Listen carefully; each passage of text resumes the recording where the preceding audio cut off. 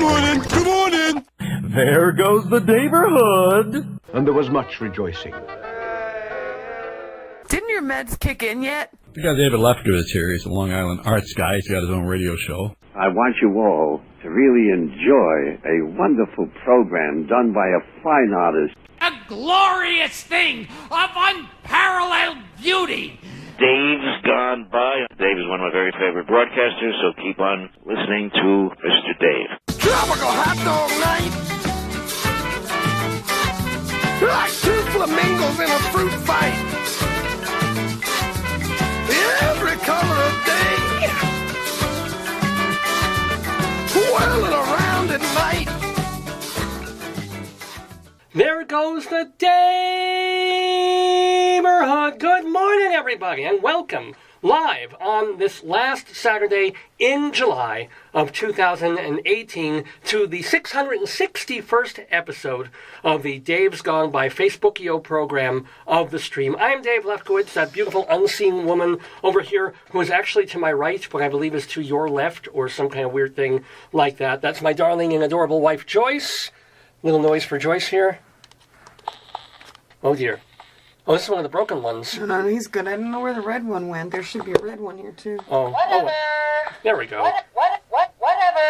So we do this program every Saturday morning from 9 until noon-ish, thereabouts, Mountain Time, from the auspices of the University of Northern Colorado, where I have this beautiful and potato-filled office. We got a new potato. Show them the other side. Yes, we did. Oh, it's literally, I can turn it this way.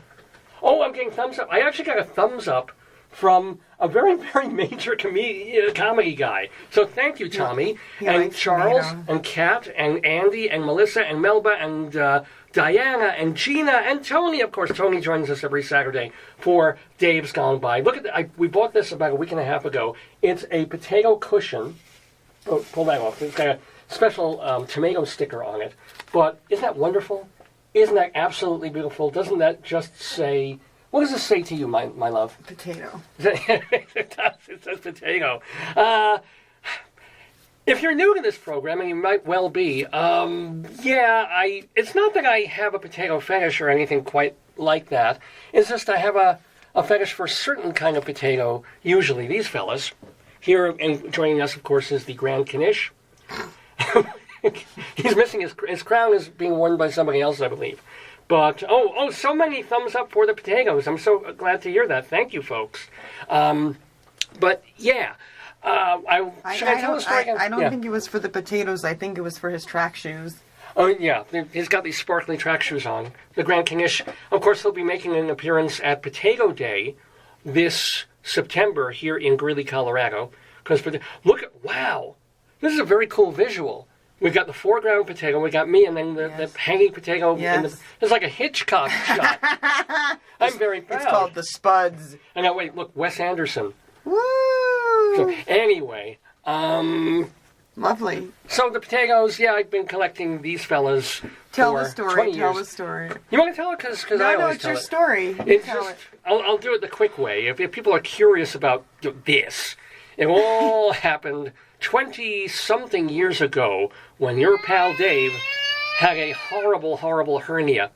And it was strangulated, and I was almost rushed to an emergency room. I mean, not quite. Operating room. I think they exaggerate. I think doctors say... No. Really? You think it was truly I was going to die? They told me that when they were trying to pull it out from your intestinal, like the hole in your intestine to pull it, or your abdomen, they couldn't yank it out. They were going to have to go in and cut you open without laparoscope. So it was serious. So it was serious. Yeah, it was serious. It wasn't deadly, but it was pretty rough. No, it was pretty serious. So I had a miserable recovery, even though it was laparoscopic surgery. Yes. Hernias, don't let them tell you. Maybe women, I know women who've been pregnant and gotten hernias when they were pregnant, and 2 days later they deliver a baby, and then they're cooking. They're up, they're walking around, they're fine. Me, David, you're delicate. You're delicate, honey. You're delicate. You're special. I'm so delicate. I was so delicate, I was screaming in pain and misery for like 2 weeks after the surgery, which thank God was successful. But you and your mom were looking after me. You were there and you got your mom to come in because she was a nurse. Yes. So if something horrible went wrong with me, you were looking for me because I was in pain to see if I was bleeding, if something opened up, if things weren't going right, if I I got fever, etc. Yeah. And so you're looking after me, and I'm not the best patient in the world. No. So at a certain point, you and your mom needed a break. Yeah. So you go shopping locally in Cedarhurst. We were living on Long Island at the time. Yeah. And, you wanted to just get out of the house, go shopping, get some stuff done, and maybe get me a nice present for living, for not dying on the operating table. I think the first part, you're missing the first part.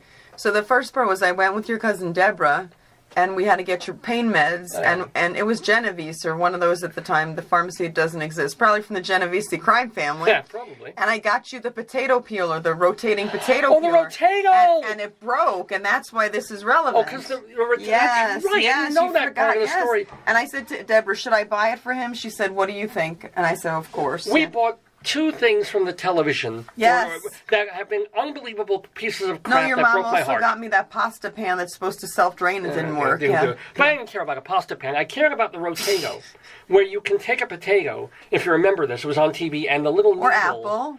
Yeah, no, it couldn't. That thing couldn't peel a grape. Oh, Lord, you couldn't put a newborn baby and circumcise it in that thing. It wouldn't work. So it went around and around. It was a mess. It would not rotate peel a potato. So I was very upset about this. And by the way, the other object that we bought about a year ago, based on As Seen on TV, was the toilet sparkly light, which worked for a week. You clip it on the side of your toilet rim, and it turns your bathroom into a disco. It does not. And by the way, welcome to Michael and Lana, and Chauncey's back. Haven't seen you. Oh, welcome Chauncey and Paul and Bertram and Edward and Michael and David from my high school and Wayne and Michael, and oh my goodness, so many people. Nobody signed on for like the first 2 minutes, and I was like, oh boy. And maybe there's like some kind of tape delay, That could be it. Yeah. I mean, I'm here live. It is absolutely live, July 28th, You should 2018. hold up the paper. So anyway, I'm in my bed trying to sleep off the pain meds or sleep on the pain meds. My wife and her mom are shopping, trying to make up for the Rotato and get me something nice. Yeah. So first they get me a sweater. That was my idea. From Banana Republic, which at the time was a pretty good store. It isn't anymore? I don't know. It was pretty hip when I did it. I was never hip. So I'm a man. I like clothing, but you get a guy a gift. And it's clothing. He's like, oh, thank you. Yeah, but you get a man a stuffed animal. You think, Well, that's the thing. You guys were wandering around a bin in a 99-cent shop in Cedarhurst that no longer... No, they began at 69 cents. They were on sale, yes. They were on sale. Yes. And what does she come with? They come home with... She sees this in a bin. One had a hat, though. Yeah, it was one of the ones on the wall. You can grab one if you want. You're like, ah!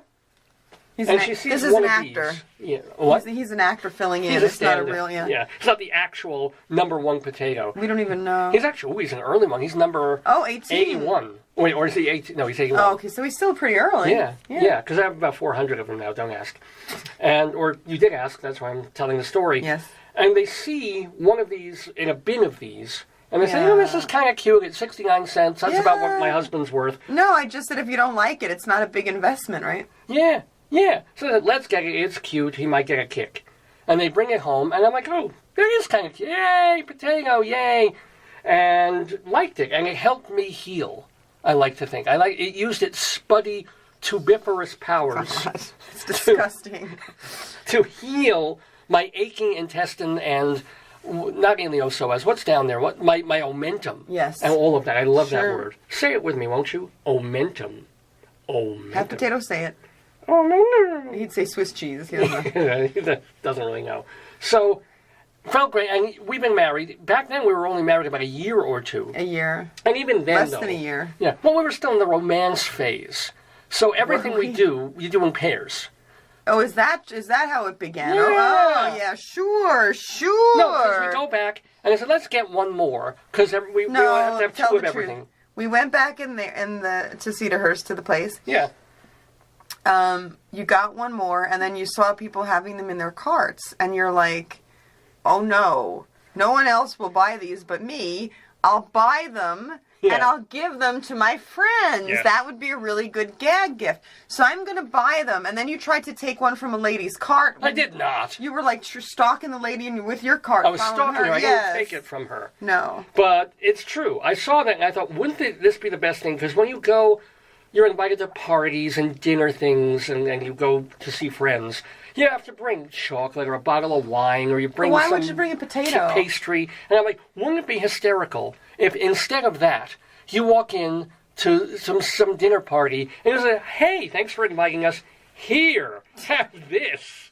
And I got that Wes Anderson thing going. It's really cool. Or actually, it's Kubrick. Hand them this. Yes. And go, here. Have a potato. With love. Here's a potato. And eventually give all your friends potatoes. And they know what a lunatic you are. Yes. And I started doing that. I did that to your folks. I did that to my folks. My cousins. I think I gave one to our friends, Nihal and G. To the kids. Have one, I think. And then something happened in old Dave's Then you went all Howard Hughes. Yeah. Then you went to hoarder/Howard Hughesing. I stopped wanting to give them away. Yes. And then the joke of it was, hey, what if instead of giving these to people, because I'm not the most generous or humanitarian person, what if I kept as many as possible? Yes. And put them all in one place so that when people come to see me... I don't have any pictures. The hoarding ceremony was pre-cell phone. Otherwise, we could show... We have some of those pictures probably around the house. Yeah, it wasn't a hoarding ceremony. It was a numbering ceremony. Oh, numbering, yes, I'm sorry. Because I started How to could number I them. confuse? Yeah. We bought up the bin at that Cedarhurst store. Yes. Then I started going online to find them elsewhere. So I probably started first with 1, then with 2, then probably with a dozen, and then bought up the bin. That was at least 50. And since then, the other 300 or so. No, it had to be more, because if 81's the original number, you had over... Oh, I don't know if he's original. He might be. Okay. He might be.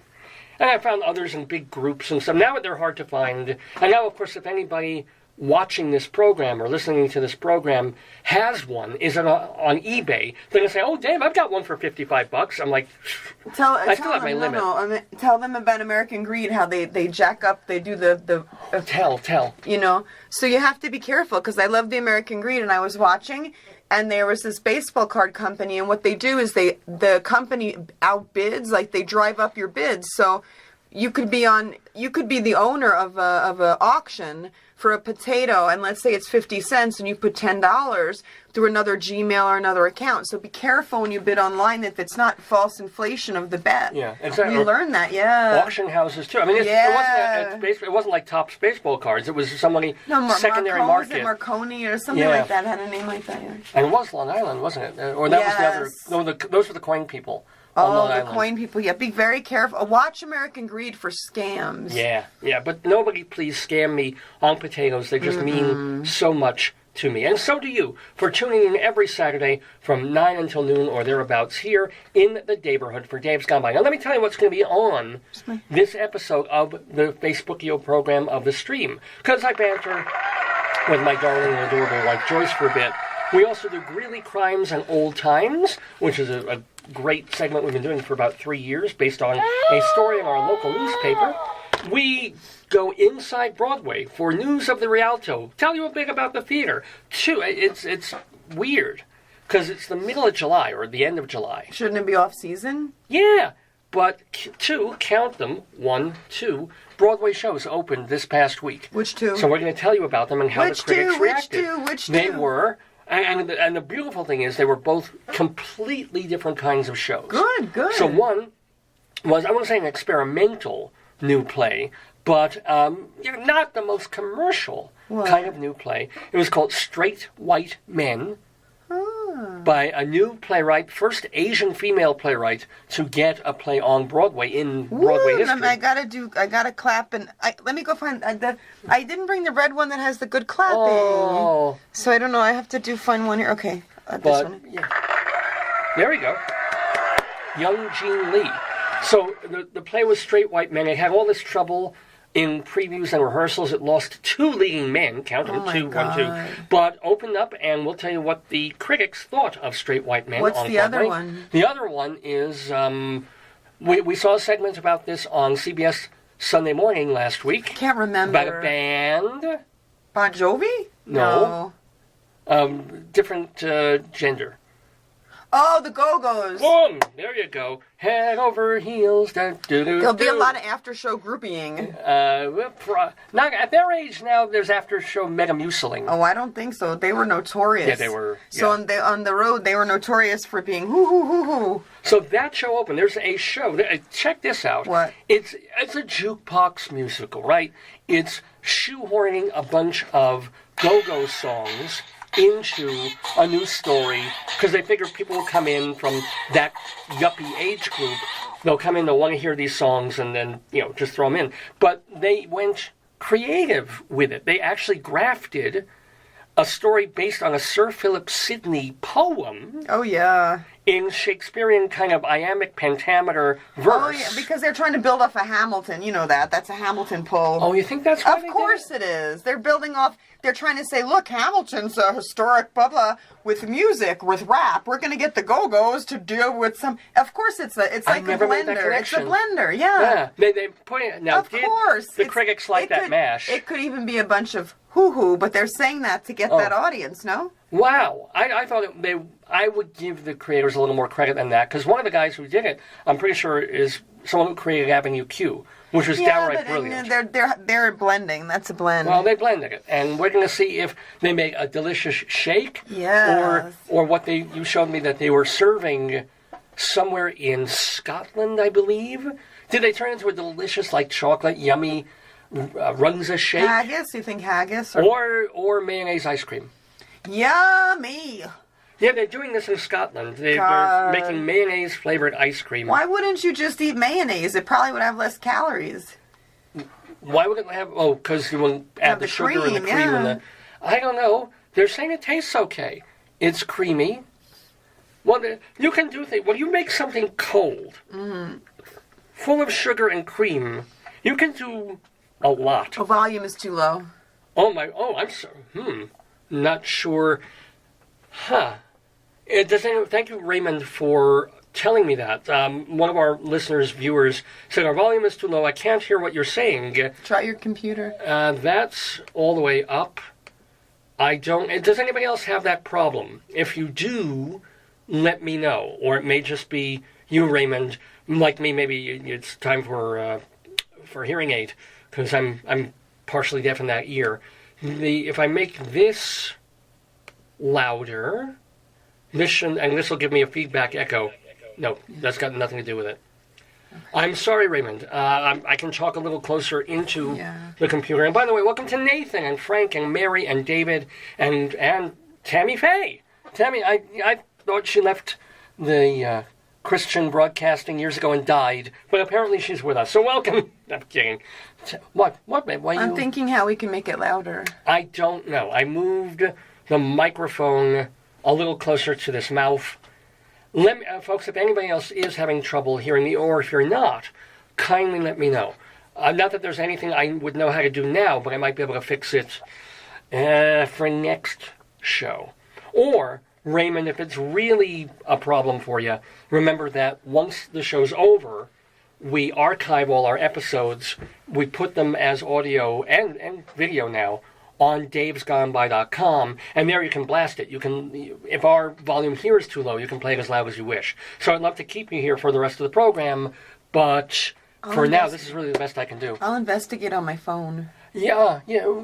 Let's do, because is there anything else we want to mention, we want to talk about for the week? I said we've got Inside Broadway this week, Greeley Crimes and Old Times, Colorado Limerick of the Damned, and this one almost killed me. Now, these are limericks, little poems that I've been writing about every town or city in Colorado, right? Mm-hmm. Everywhere from Denver, Brighton. Bennett was last time. Bennett? Very good. Bennett. Yeah. And we've done Arvada and Aurora. So sometimes they just come like that. Or I think of one and then I've got to revise it and it's done. It's quick. It's a 5-line poem. But this one friggin' killed me. Berthoud, Colorado. That's a toughie. Berthoud. But I did it. I made up a disgusting, horrible poem about Berthoud, Colorado.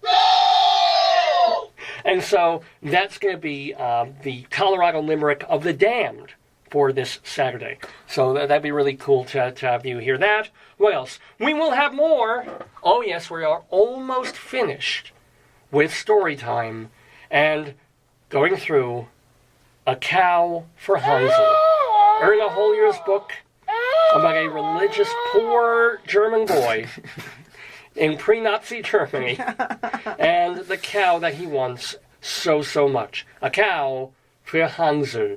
And I think we've really got 2 or 3 segments of this left, and then we are done. It's a good. It was like half a year. That was a. It was a. It was a page turner. Oh, yeah. See, here's. Oh, we even have pictures. Let me see. Hold on. Let me the people see first, and then. See, that's Mr. Kaiser. He owns the nearby farm where Hansel's been working. Yeah. He looks like a meanie. I'm the meanie. I'm the meanie. It's disturbing me that I don't have my clapping. Yeah. I'm glad you got over the clap. That was good. Oh, ow, she's poking me. She's poking me. Welcome to Tammy and Jeffrey and Michael also. So, is there anything else? It's just been such a bloody horrible summer. I'm not talking to you about why don't you my unemployment benefits. Show them the new. So this is when at a university. Sometimes you're waiting, with bated breath that your mail gets to you. Especially in this very complicated system. So if you send us something, it might take normally in a house like a week. For us, it's like 3 to 5 weeks till it gets to us and it's delivered. So this is something that found David from the radio station. It found him in his office. I actually got an email 2 weeks ago from our mailroom saying, "Oh, we have a envelope for you, a package for you. Where should we send it? Because I don't technically work during the summer. I'm laid off after I finish teaching in May, and I don't get to start again until you're like Demeter. You're like not Dionysus, the goddess of the underworld, where she's so beautiful, and one of the other gods loves her, and he can't have her. So her mother puts her underground, and that's how you get the seasons. When she's underground, it's winter, and when she's above ground, it's summer. Is that Persephone or Demeter? Yeah, maybe one of them. I think Demeter, but I'm confused. Yeah. Without my phone, I got no brain. Shoshana, I think her name. No. Anyway, that's your cousin. So I get this email. Hey, we have something for you. Can we deliver it? And they didn't get it to me by last Saturday. Oh. I came back today, and there's a package for the radio station, such as it is here at UNC, University of Northern Colorado. And there's a package addressed to me, because I'm still, de facto, the manager of the radio station, which doesn't really exist anymore, but whatever. So, what do I get? It's a slim little padded envelope, because everything about me should be padded, with a CD in it, as a guy who would choose some of the music here if I was still doing that. And someone sent me a CD, an EP actually. It's almost a single. It's got an A-side, kind of, and a B-side. It's for promotional purposes only. What does that mean? So you would figure we're in northern Colorado, not too far from Denver. What does that mean when it says for promotional purposes only? Not for sale. In other words, okay, I get it. You won't find this on sale at Amazon, or if there's still Sam Goodies. I get it, okay. Yeah. So they send me this CD. Is it a hardcore metal kind of band? No. Thank God. Is it a folky, poppy sort of band? Is it a local Colorado mainstay band that finally got a CD out, like Ben Pooh? You always hope for Ben Pooh. I wish it were Ben Pooh. Or who's the other one, the Klezmatic people? Well, Hal Aqua and the the klezmer tones and something like that. No, it's a lady singer. No, a woman singer. A lady singer. That's so 1950s, isn't it? A band called the Brighton Project. I don't know what they sound like. All I know is that the cover of the CD looks like this. I'll just hold this up for you. Oh, it's got all this... I'll take it out here. Yeah, no, the problem is, it's reflecting off the plastic. No, I can take out... It's in an envelope. But it is presumably the female singer of the band whispering into the ear of a pony on a merry-go-round. Here we go. This should be better. A little better, yeah. What? Why? Okay. How? The back is nice. Back is perfectly good. And there are the songs. I want to look on the inside. Yeah. Oh, see if it's ticking. See if it actually plays. Perfectly normal label. But we used to have... It's nice. Their thing is made like a street in New Orleans, a street sign. Oh, that's clever. That's cute. Yeah. But we used to have at the radio station, in the bathroom, appropriately enough, near the toilet, there was a montage of all the weirdest, worst album covers, and well, they were CD covers at this point, that we had gotten from one-offs, from people doing vanity CDs, even to some bands that were really on almost major labels. Kind of like, you can go on the interwebs and find these websites of hilariously bad album covers. I would venture to say that the Brighton Project with this woman, we're back to, maybe if I angle it. No, it's because I put the cover on it. No, it's cool. But you can see she's whispering something horrible into the ear of the evil horse, or it's possibly a unicorn on the merry-go-round. Let me see if it's a unicorn. What would that be? No, it's a horse. It's a horse? Yeah. It was a mule. It was a horse. It was a mule. Yeah. You heard that story about one zoo where they were taking a zebra. They were taking donkeys and painting them with stripes to become zebra. Yeah. Wow. Or the zoo in Poland, when they were taking donkeys, painting them with stripes and calling them penguins. Ow! I'm kidding. Oh, that's hurting my arm. Sorry. Oh, Tammy, look, abuse, and I have visual documentary evidence and witnesses. Oh, look, a bruise. Give me your potato pillow. Okay. She's going to hit me on the head with it. Anyway, it's Tammy, Jeffrey, Michael, Noah, Frank, and everybody. Welcome to the Daverhood on this Saturday, June 28th, 2018, for the 661st episode of Dave's Gone By. We're calling it MAYR Mortals. MAYR Mortals in honor. Oh, God, did I even mention it? No, you're not your guest. I'm your guest. We've been yakking for a half hour. I Your haven't guest even is mentioned awesome, yeah. that our guest in the Daverhood is an actress and a director. Her name is Melanie Mayron. Remember her? Of course Yes. you do. If you watched in the 1980s and early 90s, I think, the TV show 30-something. Remember with Hope and Michael and their friends.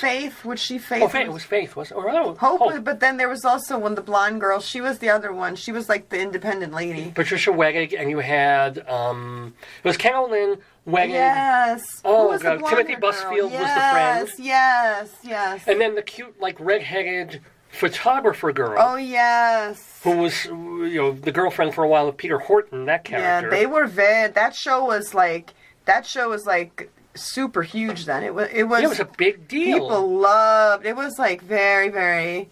It was I want to say it was the Mad Men of its time, but it was kind of it was the water cooler show. It was like, did you ever have the Gary and Melissa? I think it was like Friends for adults. I mean, it was like an adult. It was like it was age appropriate kind of real life drama. It was And it's funny. I remember I watched all the episodes when it was on. I have no real desire to watch it again. I don't know why. I don't have that pull to be like, gee, I'd like to get involved and watch all the seasons again. But I haven't. If it's on Netflix, I'm down. Yeah.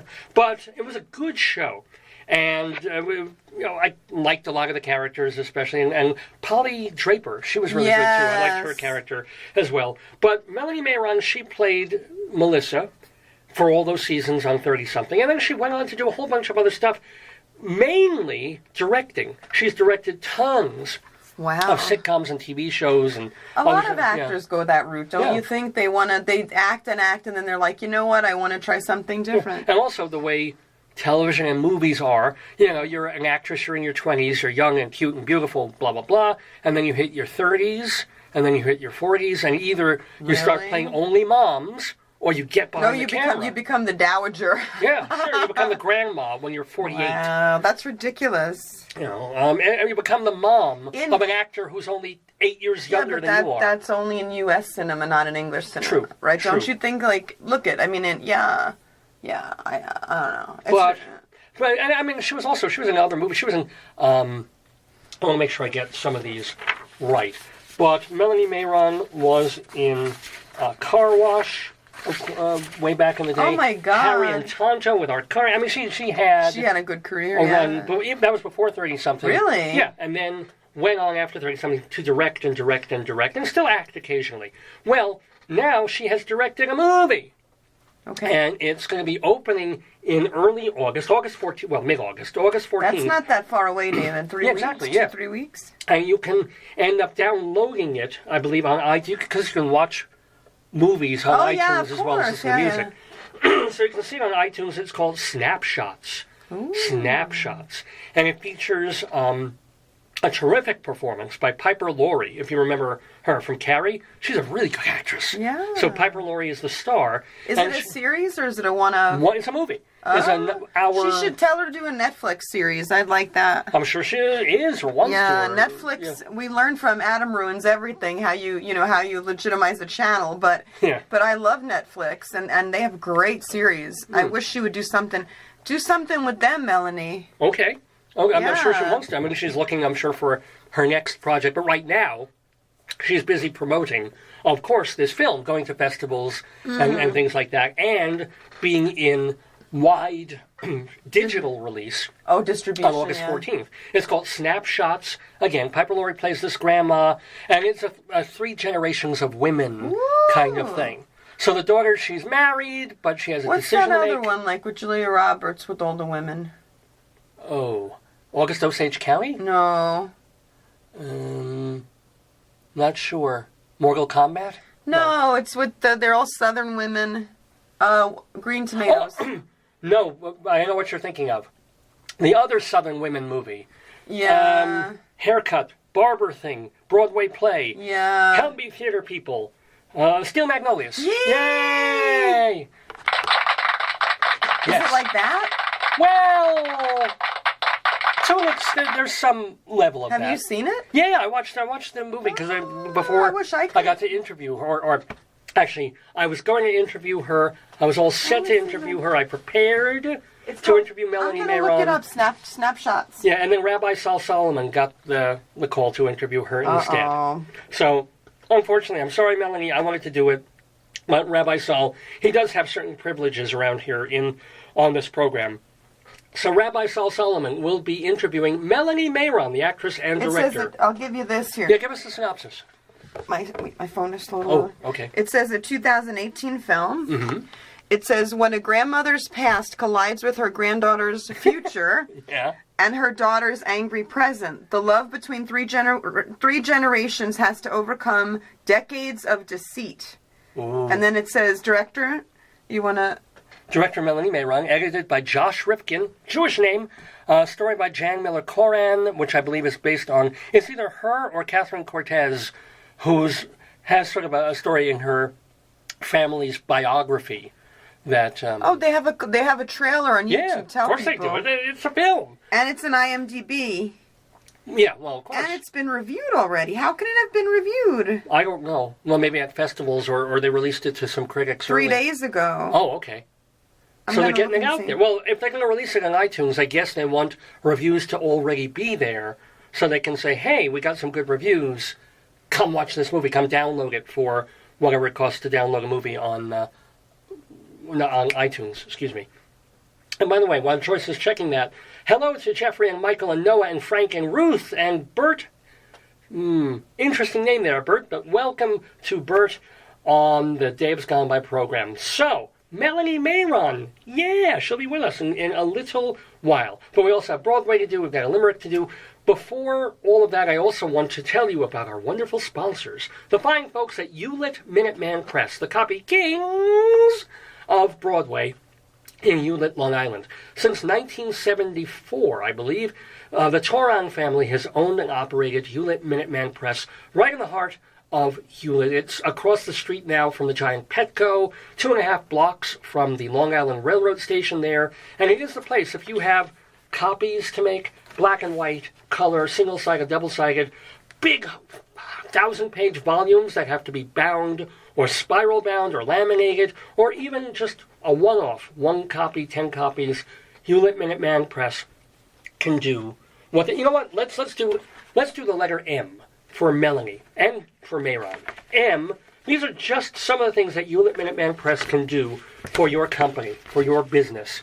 M stands for magnets, mailers, mailing envelopes, mailing labels, master business card program, matches, mechanicals, membership cards, memo cubes, those are fun, memo pads, moving supplies, boxes, and more.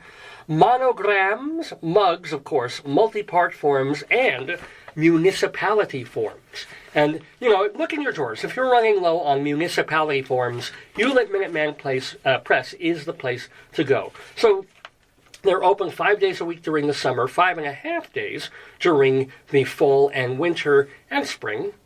516-569-5577. Area code 516-569-5577.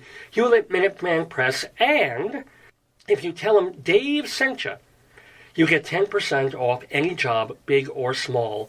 Hewlett Minuteman Press, they have it all. So, yeah, that does it for one of our main sponsors. Anything, what you finding out, babe? No, they liked it. The Hollywood Reporter liked it. Oh, good. Oh, good. We're not giving away the... No, it goes over the whole plot, basically. Well, yeah, basically. There's a hidden story in Grandma's but I don't past. like when they say the... I don't like when they tell the story, because then it's a, what do you call, plot spoiler? Yeah, but if you don't tell the whole story, it's like half the actors you can't mention, because it goes back in time. Just letting you know. By the way, welcome to Robert from my high school, yay! And give my regards to your brother Ricky, too, who was in my cohort. All right, I think it's time to talk about crime. It's time for crime, ladies and gentlemen. Do you know, you know Frank Scheck? Yeah, what about him? He said, well acted and affecting.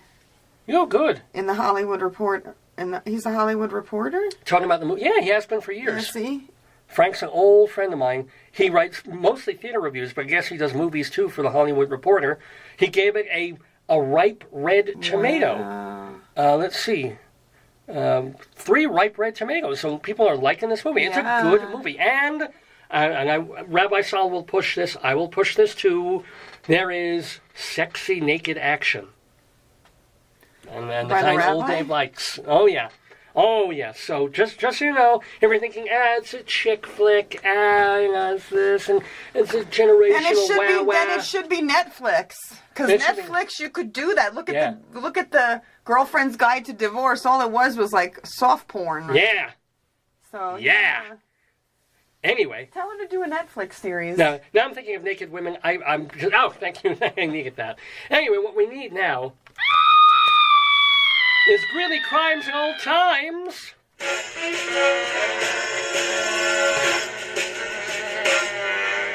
La la la la! Greeley Crimes in Old Times. We do it every week here, and it's based on a story. I'm just going to put Potato down for a bit. Put it behind your back. Give you some rest. Lumbar support. Because my lap is getting really warm, and I don't just think it's from thinking about that movie. No. Okay, so... Is that comfortable? Not really. Okay. Not at all, actually. All right. He's resting on the floor. Don't think he's napping. Bye, Potato. I'll be back to you. So, Greeley Crimes in Old Times. You want to tell them what it's about, babe? It's your show. You do it. Okay. So, there are 2, count them, 1, 2. I don't know why I've started doing that. Stories that occur every week in our local newspaper, the Greeley Tribune, which actually has a staff bigger than the Daily News now. It's kind of funny. And so one of the stories is when phone calls come into the Greeley and Weld County Police Department, people are scared, they're complaining, they're seeing a crime, they're committing a crime, they call the cops. And the dispatcher gets these calls, and the funniest, weirdest ones are compiled, because it's public record, and they go into the newspaper once a week. They're calling it in a column called Cop Log. And I could go for a delicious cop log right now. It reminds me of we watched that baking show and they made that nasty stollen that was like rock. It wasn't that nasty. It's just compared to everybody else, it was a failure. And these people could make rings around me even with their disasters. Listen, if we had the disaster, we'd eat it up with please. Yeah, don't talk about that. Let's talk about my croissant. The local French bakery. And I didn't even eat there yesterday, but you did. So I don't really crave sweets, but I wanted a croissant. I guess I wanted the flaky buttery thing from watching the baking show. Yeah. It was awesome. And he has those little pear tarts and those little chocolate cake things you like. Wait, is he French or Middle Eastern? I think he's Moroccan. I don't recall. But I know he was trained in France. Cool. And no, because I need to know, because if he's Moroccan, I'll call off the ice raid. I'm kidding. I kid.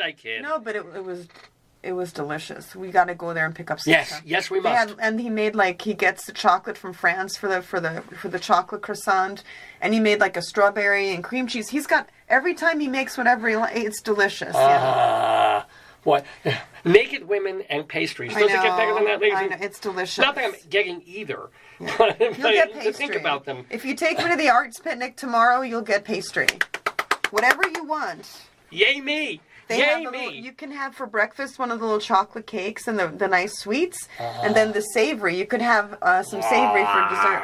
Please, okay, don't do that. It's a Homer Simpson moment. Yes. I'm 54 years old, and I'm still like, pastry, tits! You know, I'm like, yay! Anyway.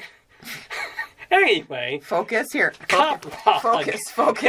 Focus on the horse. Focus on the horse. Don't blind your people. So, cop log. That's one of the columns. And the other column is Greeley 100 years ago. Good time. So, in 1918, we already had a newspaper here. It was called the Greeley Tribune Republican back then.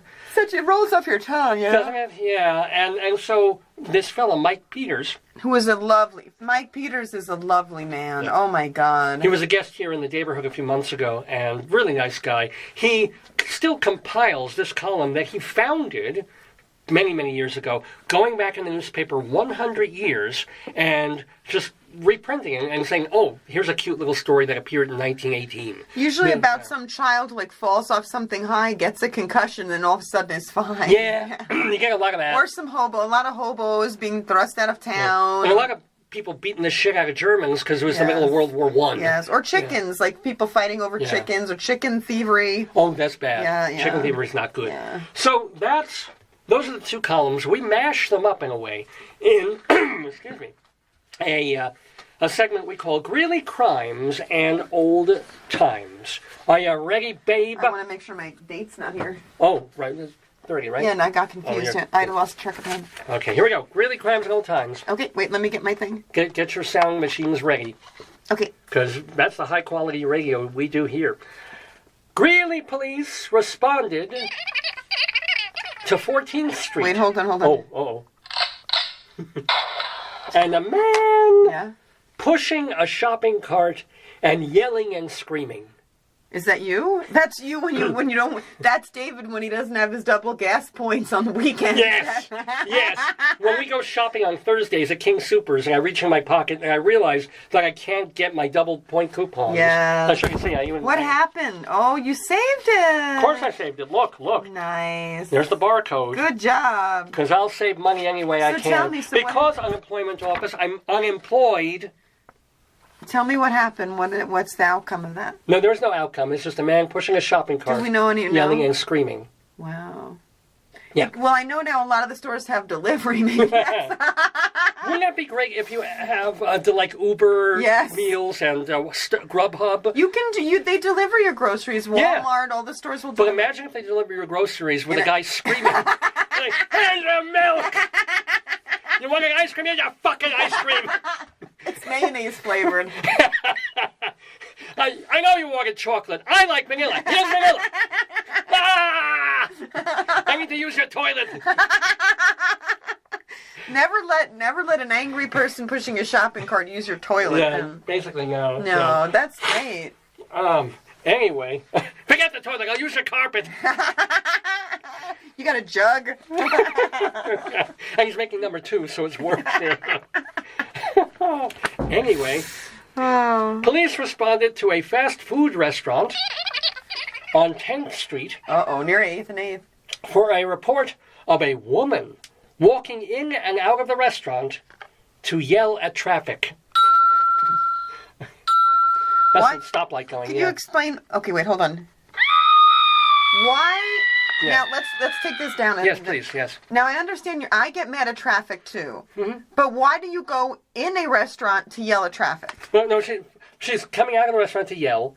Then she goes back in for her next course. That's okay. Some people drink water between courses. Listen, as long as she's not yelling about traffic in the restaurant. No, that's better. And that's polite. She's being polite. Isn't that the custom? If you need to yell about traffic, you go out and yell. Yep. And then maybe she couldn't enjoy her meal, and then she would eat her meal and get traffic and yell. Maybe they told her, hey, look, the tiramisu is going to take another 5-10 minutes. Not in a fast food restaurant, it's like, listen, we're going to double fry whatever. Oh, that's right, it's fast food. Yeah. Why would she go? I mean, there's no time to walk. Maybe what's happening is the drive-thru is noisy. You know? And listen, that's terrible. She wants to talk to the clown. She probably just wants to have a quiet fast food meal. Don't we all? Yeah. Yeah. Anyway, we're doing Greeley Crimes and Old Times here. Because of the war... Oh, jeez. Several German men... Not that I feel terribly bad about this, but because of the war... That's great. That's a great combo. Several German men have been punched in the head in Greeley because they insist on speaking German on the city streets. Police have taken men... Now here's the deal. So it's late in the war in Europe. Yeah. We were only in there for like a year and a half. But it's 1918. So my grandparents' people, my grandfather's people were here. Yeah. They left Germany. German, Austrian they left ancestry. Germany. But here in Greeley, yeah. where you see a German on the street, you punch him in the head. Well, they kept running over the police statue the other week.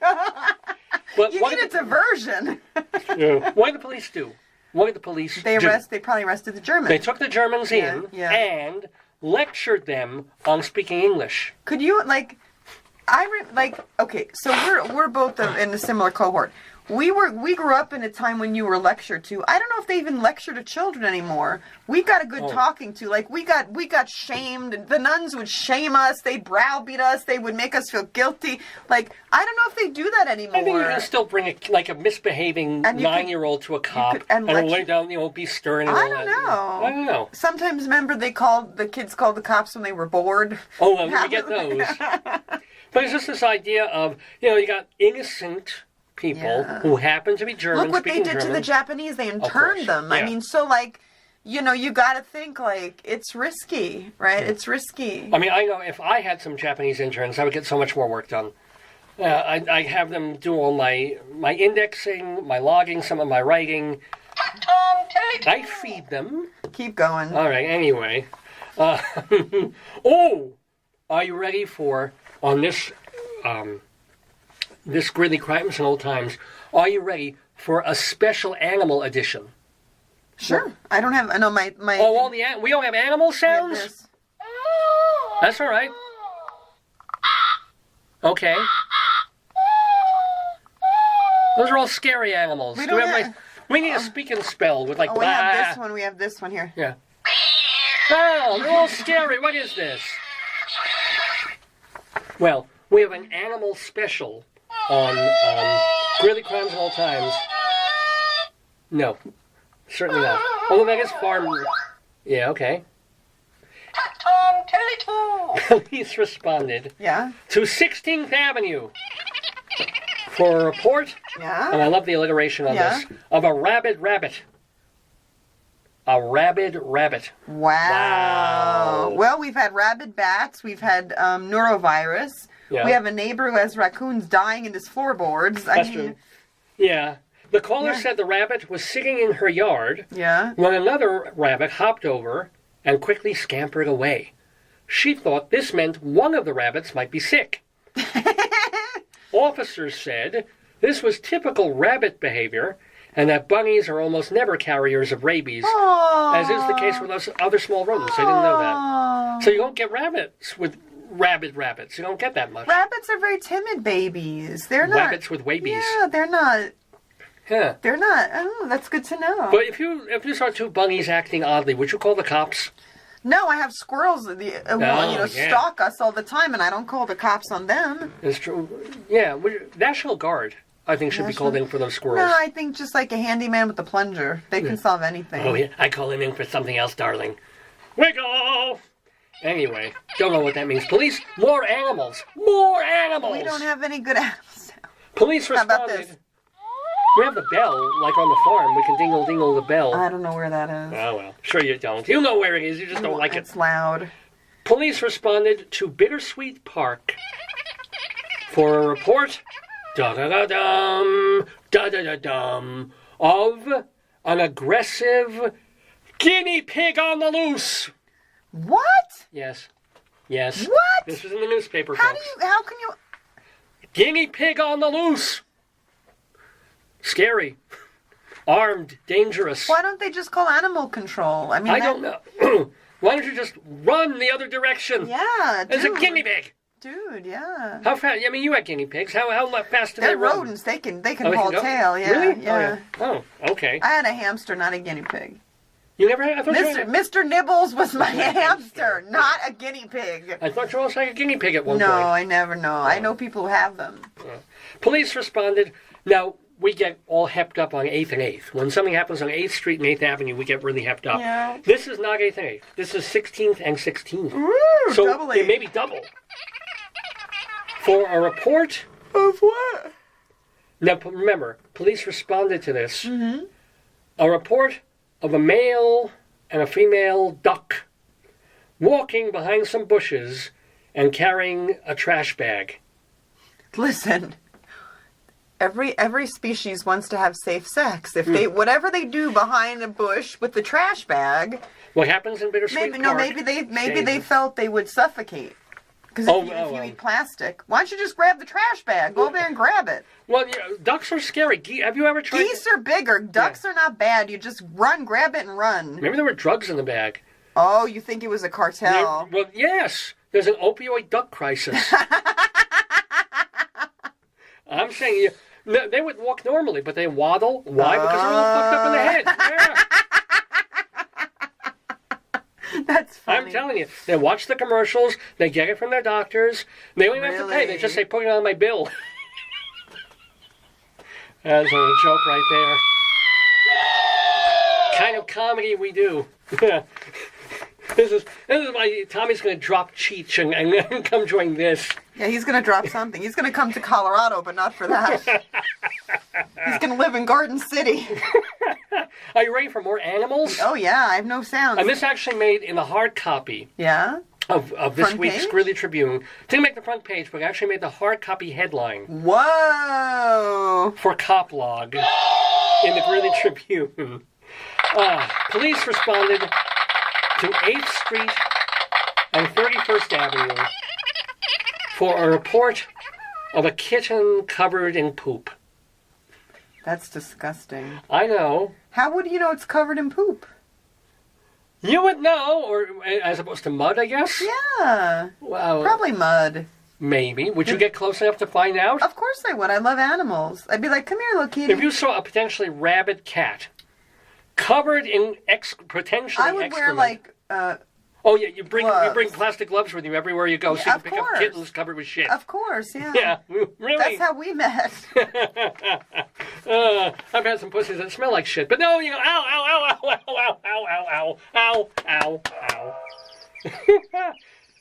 Are you ready for? Okay, I think that is the animal portion Thank you, Jesus. of Greeley Crimes in Old Time. That was rough. A Denver man. Wow. Driving through here to Wyoming. Woohoo! He was stopped by police, and they searched his Hupmobile. For what? This doesn't astonish you that someone was driving a Hupmobile? No. What is a Hupmobile? I don't know. It was kind of a car of the time, but police found 120 bottles of whiskey Oh, he was a bootlegger. sewed up inside the back car seat. He's in jail awaiting a hearing. Because Greeley was dry, and I guess Denver was dry too back in the Yeah, day. but you also can't transport that much liquor across state lines. What I want to know is, we got a Subaru, Yeah. right? Decent size. It's not a Forester. It's not an Outback. It's an Impreza, but a comfortable, nice-sized car for 4 people or 5, right? Could you fit 120 whiskey bottles in the back of a seat? How the hell did they do that? Was it built like a train? No, you could do it. You could put them, like, if they're small, like that. I guess. Well, back then, I they imagine probably they make were a secret compartment, like under the floorboard or something. 120 bottles of booze on the wall. 120 bottles of booze. Listen, if you're a bootlegger and you got to do that, I'm sure you have a way. Yeah, figure out a way. Not in the trunk, but sewn into the back of the seat. Makes sense. If they could. Yeah, but imagine you get in an accident, it would be like whoosh. Oh my God, yeah. Oh. Anyway, a demented farm worker Oh, Lord have mercy. set 5 fires on the farm where he worked. He destroyed the farmhouse, the barn, and a bunkhouse. Sheriff's deputies said the suspect's entire family is demented. And the guy's mother and sister are in the state asylum in Pueblo. Wow. Oh, Farmer Demento. Oh, Farmer Demento. Maybe that's Dr. Demento. It could be. Maybe that's an ancestor. Or maybe it's one of these families that inspired Texas Chainsaw. Oh, like they're all totally crazy and inbred. Wow. Kind of like the Kardashians. But, I don't even know what that means. What do you mean, hey? Like, you care about the Kardashians? I don't like bad karma. I mean, look at Donald Trump's one of his daughters. You know, he's got the hot one, Ivanka, and then the other one looks like. I don't know. Yeah. Different mothers, different combinations of genes. One of those is Lhasa Apso. But anyway, sheriff. Go ahead. I know. I mean, I'm ugly. I can make fun of ugly people. Go ahead. You're not. The sheriff has warned German immigrants not to speak in public until they, quote, talk American. So that's kind of related to the one that we... I guess you got to ask about baseball and apple pie. Because another German farmer was punched in the head at the local pool hall this week because he wasn't speaking English. I just think all these Germans who were mistreated in the waning days of World War I, it's nice that Germany did not hold a grudge. You know what? It's like, I'm glad Dr. Pohl wasn't practicing then. He's Dutch, but he would have gotten in trouble. Well, they would have sounded German. Black Adolf Hitler was okay. You know, nothing happened to him. He was all right. Because, anywho, we have an advertisement. We have an advertisement, ladies and gentlemen. Your house can now have electric power. Whoa! What are you talking about? That's crazy. Even out on the farm. Whoa. A Lally Light gas generator will supply lighting for the house and power to run the churn. Whoa, my churn will be run. Wouldn't that be great? Not have to churn yourself. Yeah. To everything, churn. The separator. So it will power your separator. What's my separator? Clitoris, I guess. No, ow. And the washing machine. Ow. That's a lot of pinches for one joke. Oh, my God. I'm Tom Waits. Ow. I'm Selma Diamond now. You're fine. I can get your tea on the floor. Notice how much she enjoys hitting me. No, man, I want to make sure you don't choke to death. So you got the churn, the separator, and washing. You know, and how much does it cost? Doesn't say. But I'm just saying, our churn runs like shit on AA batteries. Yeah, I know. Shall we go elsewhere for a moment? We always take one moment. By the way, this moment is 10 o'clock in the morning, Mountain Time, here in Greeley, Colorado, in northern Colorado, where we do the Dave's Gone By Facebookio program of the stream every Saturday. Oh my God, that was awful. Don't do it on air. I can't help. I'm on air. That's the one difference when you have video. You cannot on the radio. A broadcaster, what he can do is he hits a little button, the mic goes off, and he moves away from the microphone. He sneezes, he vomits, he farts, he kills somebody. Yeah. He gets back, he hits the button, he's back on mic. That's like a Columbo episode. Yeah. Here it's like you know, and there's this goo all over the screen. But anyway. Speaking of people popping up on my screen, we got Noah and Frank and Ruth and Bert and Robert and Karen from my old library, and all the cool folks who tuned in and gave me thumbs up earlier on. Thank you so much. We got a great show that we're doing here on Dave's Gone By. Coming up, Melanie Mayron talking to Rabbi Saul Solomon. Our Colorado Limerick of the Damned. We'll go inside Broadway for News of the Rialto. A Saturday segue of songs in the news. Colorado Limerick of the Damned. Did I say that one already? Yeah, Melanie Mayron. Oh, and StoryTime. A cow. For Hansel. All of that coming up on the next 2 hours or so. Mrs. Chicken will play the mother. Oh, that's right. We have Mrs. Bakbagak as the mom, and the Grand Knish can sometimes play a part. Maybe we'll have Horse Lady. She could be the mother. I'll take her out of the thing. Yeah. Just going to show that. She could be Mr. Kaiser, the mean foreman. Oh, man. He's not mean. He's just strict. Yes. It's the veterinarian who's the bad guy. Yes. The veterinarian is evil. Well, she's doing something bad to the horse, so she could be the veterinarian. I don't know what's going on with this. We got the CD in the mail today here. New Orleans is sinking because of bad music like this, ladies and gentlemen. No, don't say that. I don't know. It might be wonderful. It might be a great CD. You could put it in your... I could try it. I'm afraid it'll break the machine. No, in your school one. Yeah, no, I'm saying. Let's do a little bit more Greeley Crimes at All Times, sure, and then we'll get on to Inside Broadway. But, I wanted to go elsewhere. So for news happening elsewhere in the world, Dateline, Charleston, South Carolina. Woo! So we're going to Charleston chew on this, ladies and gentlemen. Okay. This story goes back to May, I admit, but it's worth waiting for, or going back for. Mm-hmm. A South Carolina woman ordered a cake for her son's graduation, college graduation. Yeah. He deserved it. because he graduated summa cum laude. Whoa, nice. Now, is magna higher or summa? I think magna is higher. So there's like smegma cum sure. laude, magna. I'm not sure. So summa should be summit, but magna is like magna. I don't know. I know. But anyway, he did really, really well. Okay. I'll look it up. So she ordered a cake online from the Publix supermarket chain, which is a chain. We didn't have it in New York. We didn't have it here in Colorado. It's probably a southern thing. So Joyce is looking up. You just keep going. Cum laude. Well, anyway, she ordered a cake from this grocery supermarket chain called Publix, and she had the phrase, "Summa cum laude, congrats, Jacob, class of 2018" on it. Great. Well, even though, knowing in her head that something might go wrong, this woman wrote a note to the people making the cake, reminding them, letting them know that summa cum laude is a Latin phrase for best of the best. Graduating. So what is cum laude? It means graduating with honors. Right. Magna is with the greatest honor. Honor? Honor. Because... And summa is with highest praise. So summa is under magna. Yes. Okay. Yes. Oh, well. I wanted to graduate with an otter. That would have been so cool if they gave me a little playful otter when you graduated. It says Magna is 3.8 to 3.9. Summa. Yeah. Oh wait, Summa is 4.0 plus, so Summa is better. So summa is the summit. Yes. Oh, you're right. Okay. So summa. This kid was the summit. He was 4.0. Wow. Yeah. I wasn't either. I was Dean's List, but I was like 3.4 or some crap like that. 3.6. I don't remember which I was. Actually, wait a minute. When I got my master's, I was 4.0. Wouldn't that have made me summa cum laude? It probably said it under your thing, yeah. I gotta check. I don't think it does. Yeah, they screen everyone for But can't there just be one? No. Oh, so anybody gets 4.0? Yeah. Mm-hmm.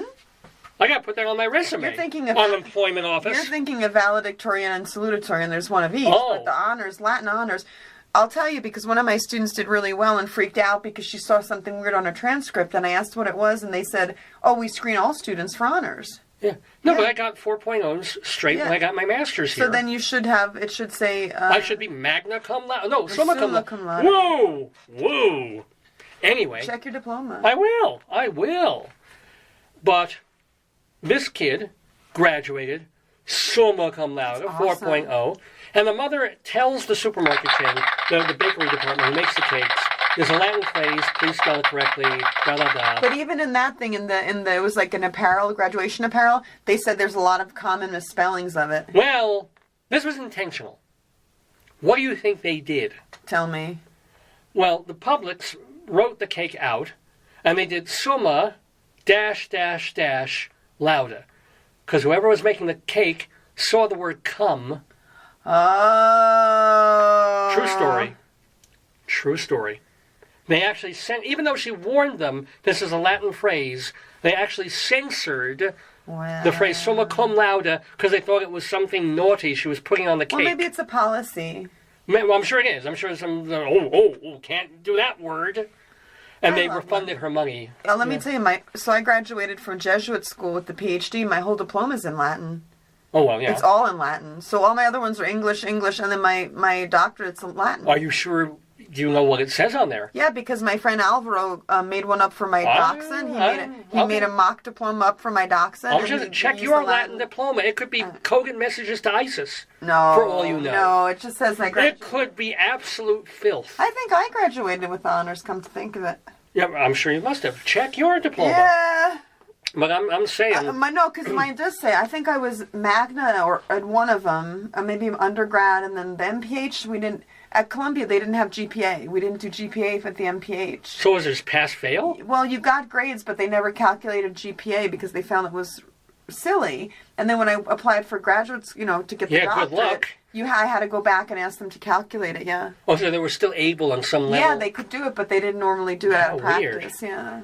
I mean, it works if all the schools follow the same pattern. I know. You go to another school that requires great... it's sort of like it's saying even at UNC here, when there are some departments where you have A minus, and some are like A, B, C, D. We have that. I mean, there should be a uniform policy for the entire... It's a college decision, college-wide. But it's ridiculous. Well, that's what it is. Because kids take different classes in different colleges. So that's why you write on your syllabus, we give whole letter grades or we use plus and minus system. Yeah, but that doesn't go on transcripts. It doesn't go on your diploma. I know. Some kid who can...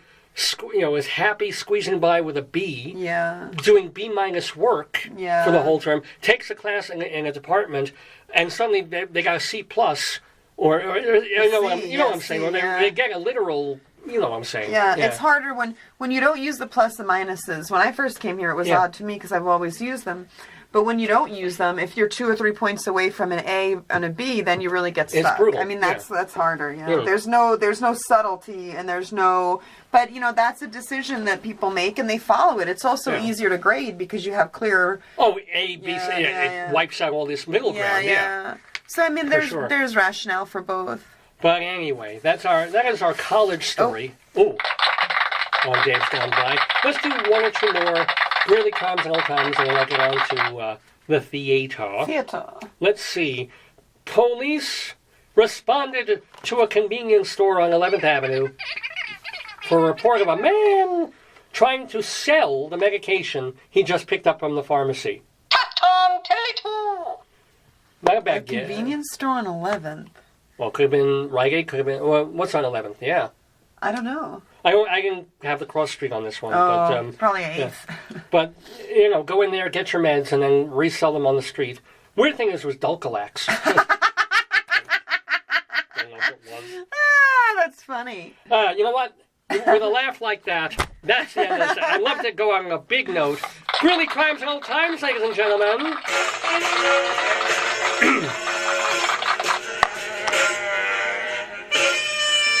La-da-da-da. Squilliot and Dweeby. Squilliot and Dweeby. Yes, ladies and gentlemen, the Dave's Gone By Facebookio program of the stream. I'm Dave Lefkowitz, that beautiful woman that you kind of saw occasionally on camera, but doesn't want to be on camera. I don't know why. Because it's your show. I know, but, even when Howard Stern was doing his show, you'd see Robin and Gary and all those people. They were paid professional people, unlike your wife. I'm not a... Well, I'm an unpaid, non-professional person. No, but you know what I'm saying? Like, Robin Quivers and all the people, they were his team. It would be like if you had Matt or one of the other guys. Well, they also get Beetlejuice on there. And but I'm not an actor. I'm just like a helper. The Ku Klux Klan guy. I'm a helper. That's all I am. Would you wear a white hood like the Klan guy? Never. Okay. Would you wear the potato costume? Only forced. I could force you to wear the potato costume. I'm reading my Twitter feed. All right, read your Twitter feed. Anyway, that's my darling wife, Joyce. Thank you so many folks for tuning in, by the way, this Saturday morning, July 28th, 2018. It is the 661st episode of the Dave's Gone By Facebookio program with stream. I've said that. You can find out more about the program at davesgoneby.com. DAVESGONEBY. davesgoneby.com. Not only do they have photos of the show and information about the show, but virtually every episode that we have ever done, well, going all the way back to October of 2002, count them 2, told you I've been doing that a lot, is there. We lost a couple of episodes owing to technical difficulties, but really, more than 650 of these have been saved and are listenable. It's free. You can download them. They're podcasts, so they're MP3s. You can put them on your iTunes. Whoa! What? Whoa! Look at my screen! What's going on? Wow, I just got all foggy and weird. What happened there? I think I spat. I think I got my mouth goo on the lens. Yeah. Now we have sort of a fog filter. I apologize, folks. Whoa. That's amazing. I actually landed a goober on the camera. What are the odds? Yeah, me. It's like my version of cornholing. Do you want to clean it? Do you want to do? I just did. It's good. I can get you towels from the restroom. No, it actually looks even better now. I clean it. It's much sharper than it was. Good. Yeah, but beware the flying spittle. That's a filter. You took that class about filter. Of the Jewish broadcaster. It's like... Jackie Mason, if he were doing this every 10 minutes, you have to clean off the camera. But no, and welcome to Eileen and John. Yay, John. He tends to tune in every week. I haven't seen Art Paul. I haven't seen some of the other folks who generally tune in and say hi. So come say hi and tell your friends. That's the other thing. Besides the website, davesgoneby.com, do get your friends and neighbors and family to join us on Facebook every Saturday. And remember, it's Radio Dave Lefkowitz is the Facebook page. You know that because you're here. But like us, follow us. Remember that if you have put us first, as opposed to just liking or following us, there's the button where it'll say see first. And that'll make sure that you are alerted. Aha! Dave's going on live, or he just posted something. And I don't go crazy. I'm not one of these people who posts 8 to 20 posts a day on Facebook. Like my whole life is lived on here. It's basically a press release telling you what's on an upcoming show. Maybe I'll forward something I think is funny, cute, or amusing during the week. And then, boom, we go on live on Saturdays. So by all means, like us and get more people to like us. Although I do have a caveat. We actually are at the point where I believe we're less than 200 people away from being full. Because Facebook allows us only 5,000 friends, as it were. Well, because Facebook was designed as a college tool for real friends and family. That's a lot. Yeah, but it wasn't supposed to be a commercial enterprise or a thing where, everybody who you wave to on the street, suddenly you want following you and you're now a friend of theirs. It was a personal thing, It was the Facebook for college kids to talk to each other. So now, though, it's great to have this window into hundreds and hundreds of people. Yeah, it's but a great vehicle. But I'm only a few dozen away from being full. Whoa. So it's funny, only about 2 years ago, I was on a campaign to get 3,000 was your goal, right? Yeah, or 2,000 even. There was a point where I was like, I've got this, not that many people on here, I'm trying to get more, and how I get more, and begging, and... I'm good, David, I'm going to run to... Okay, but now we're at the point, like, if you want to join the Daverhood, if you want to like and follow us, please do. But be real. Don't be scammy posts or hacked posts or anything like that. Or just join to join, because I don't have that much room, for new folks. But if you're going to be friends of the Daverhood, and message me by all means, and write to me at davesgoneby@aol.com, davesgoneby@aol.com. I'd really love to have you. So it's weird. It's this dichotomous push-pull. It's sort of like, yes, please get more people watching and liking the show, but only people that we kind of want because we don't have enough room anymore. Weird, but that's the show. That's me, Dave Lefkowitz, here every Saturday in Greeley, Colorado. Well, those of you who know me and know the show know that actually I'm originally from New York. I spent my first 40-something years in Brooklyn, Long Island, working in Manhattan, and going relentlessly for many, many years to the theater.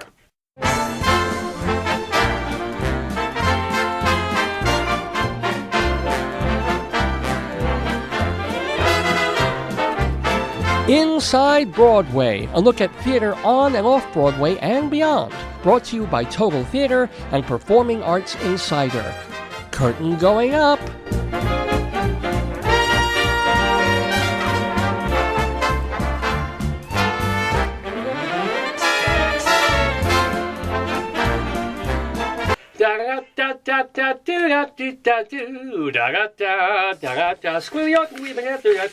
Okay, inside Broadway we go for news of the Rialto, talking about Broadway theater mostly. Although there's some theater here in Colorado, I want to give a shout out to my friend Brian, who has a small but featured role in the musical that they're doing right here at UNC this weekend. It's the Broadway musical Catch Me If You Can, which is based on the book and then the movie about Frank Abagnale, who is this young kid, 20s, who has a zillion careers, and he gets to be a doctor, and he gets to be an airplane pilot, and he's never actually properly trained, never gets any certification or degrees in any of these things. He's an amazing but likable scam artist, and so the show and the musical tells of him and the FBI agent who's on his tail and trying to catch him and make him stop before he kills somebody, before he does something really, really wrong. So it's called Catch Me If You Can. I saw it on Broadway, and it was pretty entertaining. Well, you have a chance now to see it here at the University of Northern Colorado because they're staging it as part of the Little Theater of the Rockies summer theater that we have here in Greeley that is connected to UNC. So it's, I believe it's directed by David Grapes, and it's happening tonight, 7:30 p.m., and one more tomorrow afternoon, the matinee, 2 o'clock, both in the big theater, the Langworthy, with all its new nice seats, the Langworthy Theater in Fraser Hall, which is just off 10th Avenue. So check it out. And I think tickets are like $22 for adults, $20 for seniors, and it scales down from there. But it's Catch Me If You Can here at UNC. But we're catching some theater news and information every Saturday on Dave's Gone By, just because theater's important to me, and I like to share what's happening on the stages of New York with you all. Well, this is something that anybody can see. You don't have to go to New York to see it. It doesn't have to be on tour, because they've announced, and we've been waiting for this, that the live version of the old first public theater and then Broadway musical Hair, the classic rock musical, still one of the best rock musicals of all time, Hair, is going to air Sunday, May 19th, almost a year away, 2019. The cool part is that it will be directed by Diane Paulus. Now, she did that very good revival of Hair on Broadway back in 2009. So they tapped her to do the actual staging of the show, and then there's somebody else who's arranging it for TV. But you know Hair. I mean, it's got a book and lyrics by James Rado and Jerome Ragney, music by Galt McDermott. First happened in 1967 at the Public Theater and became a cause celeb because the music was so catchy. It was really of the time. It was trying to condense the hippie, peace flower, love generation for the Broadway generation that just was trying to understand it. And for about 15 seconds, there were naked people on stage in dim light at the end of the first act. Ooh. 1967. It's still a big deal. So whether, and I am sure NBC will get, everybody's talking about this. Everybody's like, well, my gosh, they're doing Hair. What about the nudity? What about the... It's 30 seconds. It's nothing. And it happens at the end of a song, and the Flesh Failures, I guess it is. And then curtain. All you gotta do is keep their clothes on.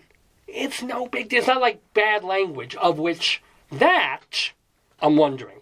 They'll certainly air some kind of disclaimer, I'll bet, on NBC when they're showing Hair, and say, because can they really do, colored spade? I mean, that's bad enough, but the words they use in that one, and let's see, the CIA FBI song that's got some stuff. I mean, it's Hair. It's got language in it. What they'll do, I'm sure they'll sanitize it. I'm sure they'll clean it up to some extent, because it's NBC, it's not Netflix. But we shall see. May 19th, 2019, for Hair, live on TV. Now, I mentioned earlier, when I was talking to the missus here, that there were 2 Broadway shows opening this past week. Amazing. You know, it's July. Things should be just quiet now, or they're rehearsing for the stuff that'll be opening in October when the fall season really ramps up. But it is the new Broadway season. It's time for shows, and we had 2 of them that opened. One of them opened Sunday night at the Helen Hayes Theater. No, it was Monday night, forgive me, Monday, July 23rd, at the Helen Hayes Theater, a dark comedy, little bit experimental, called Straight White Men by Young Jean Lee. What is it? Well, it's basically about a father and sons round the table, round the couch. And, these are men who are troubled and figuring out their way and their place in current modern society because they are privileged by being straight white men, but they also feel that sort of being stripped away and are trying to figure out where their lives kind of went wrong, even though their lives are more right than a lot of other people's. So that's kind of the premise.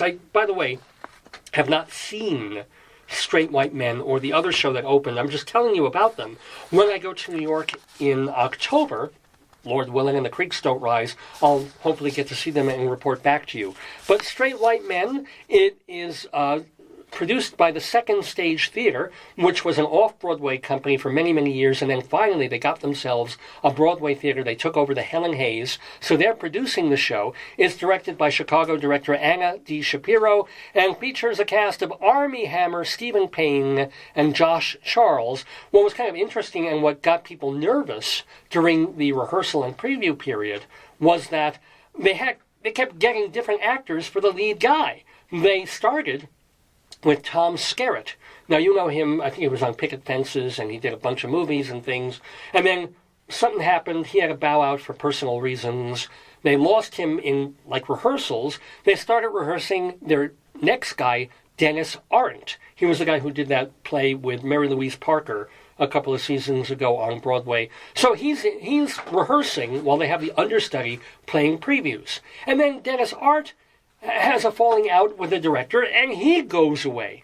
So finally they get Armie Hammer, Stephen Payne, and Josh Charles in there. They're in there. The show opened, but people were worried, gosh, they have all this trouble. How's the show doing? Because if the cast isn't getting along with the director, well, let's see what the critics thought of Straight White Men on Broadway. Entertainment Weekly, their writer Nick Maslow gave it a B+, which is actually very good for Entertainment Weekly. He said the play is about toxic masculinity and white male privilege. The show draws intrigue not just for star power, but timely themes in the #MeToo era. Overall, the cast deliver magnetic and profound performances. So big thumbs up there from Entertainment Weekly for the show, which is, by the way, I mentioned before, the first play by an Asian American woman to be produced on Broadway. And the show, by the way, first played off-Broadway at the Public Theater, has been revised a bit since then, and then is now on Broadway. From The Hollywood Reporter, Frank Scheck, we just mentioned him, my old friend Frank, he liked the show also quite a bit. He said, one might have expected the play to be a sharp, satirical examination of its subjects. Instead, it reveals a compassion for its characters that makes it all the more affecting. This is the sort of thoughtful, challenging, original work too rarely seen on Broadway these days. So another big thumbs up from the critics for Straight White Men. Time Out New York, Adam Feldman gave it 4 stars out of 5. He said although the weird thing is, if you read his review, it's a little hesitant. It's kind of wavering. It doesn't jibe with the 4 stars that he gave the show. It feels much more like a 2.5 or 3-star show. And it's really nothing that I can pull from the review to read, because it's a lot of description. So I guess he liked it, but he probably could have done another pass on that review. NewJersey.com's Christopher Kelly, however, did not like the play at all. He says the show talks itself in mostly tedious circles around questions of identity, maleness, societal expectations, and so forth, and eventually it feels more like a graduate school seminar than a plausible drama.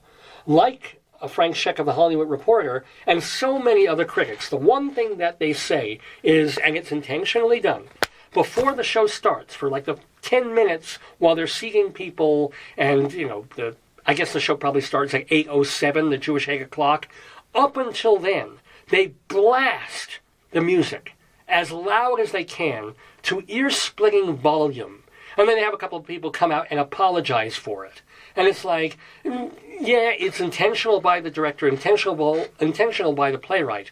But if you want to entice people to come into a Broadway theater, and still, a good chunk of the Broadway theater audience is 50, 60, 80 years old, you do not assault their ears for minutes at a time before starting a show. Don't do it. It's going to engender bad will. You're going to have walkouts. You're going to have people calling for, for their money back. Or people are going to read the reviews of this and go, well, I kind of want to see the play, but I want to sit there for 15 minutes and have my eardrums shattered, even more than they already are. So, I don't know. There's probably a point where they could lower the music and still make the same point, I assume. Well, anyway, Christopher Kelly complained about the pre-show music.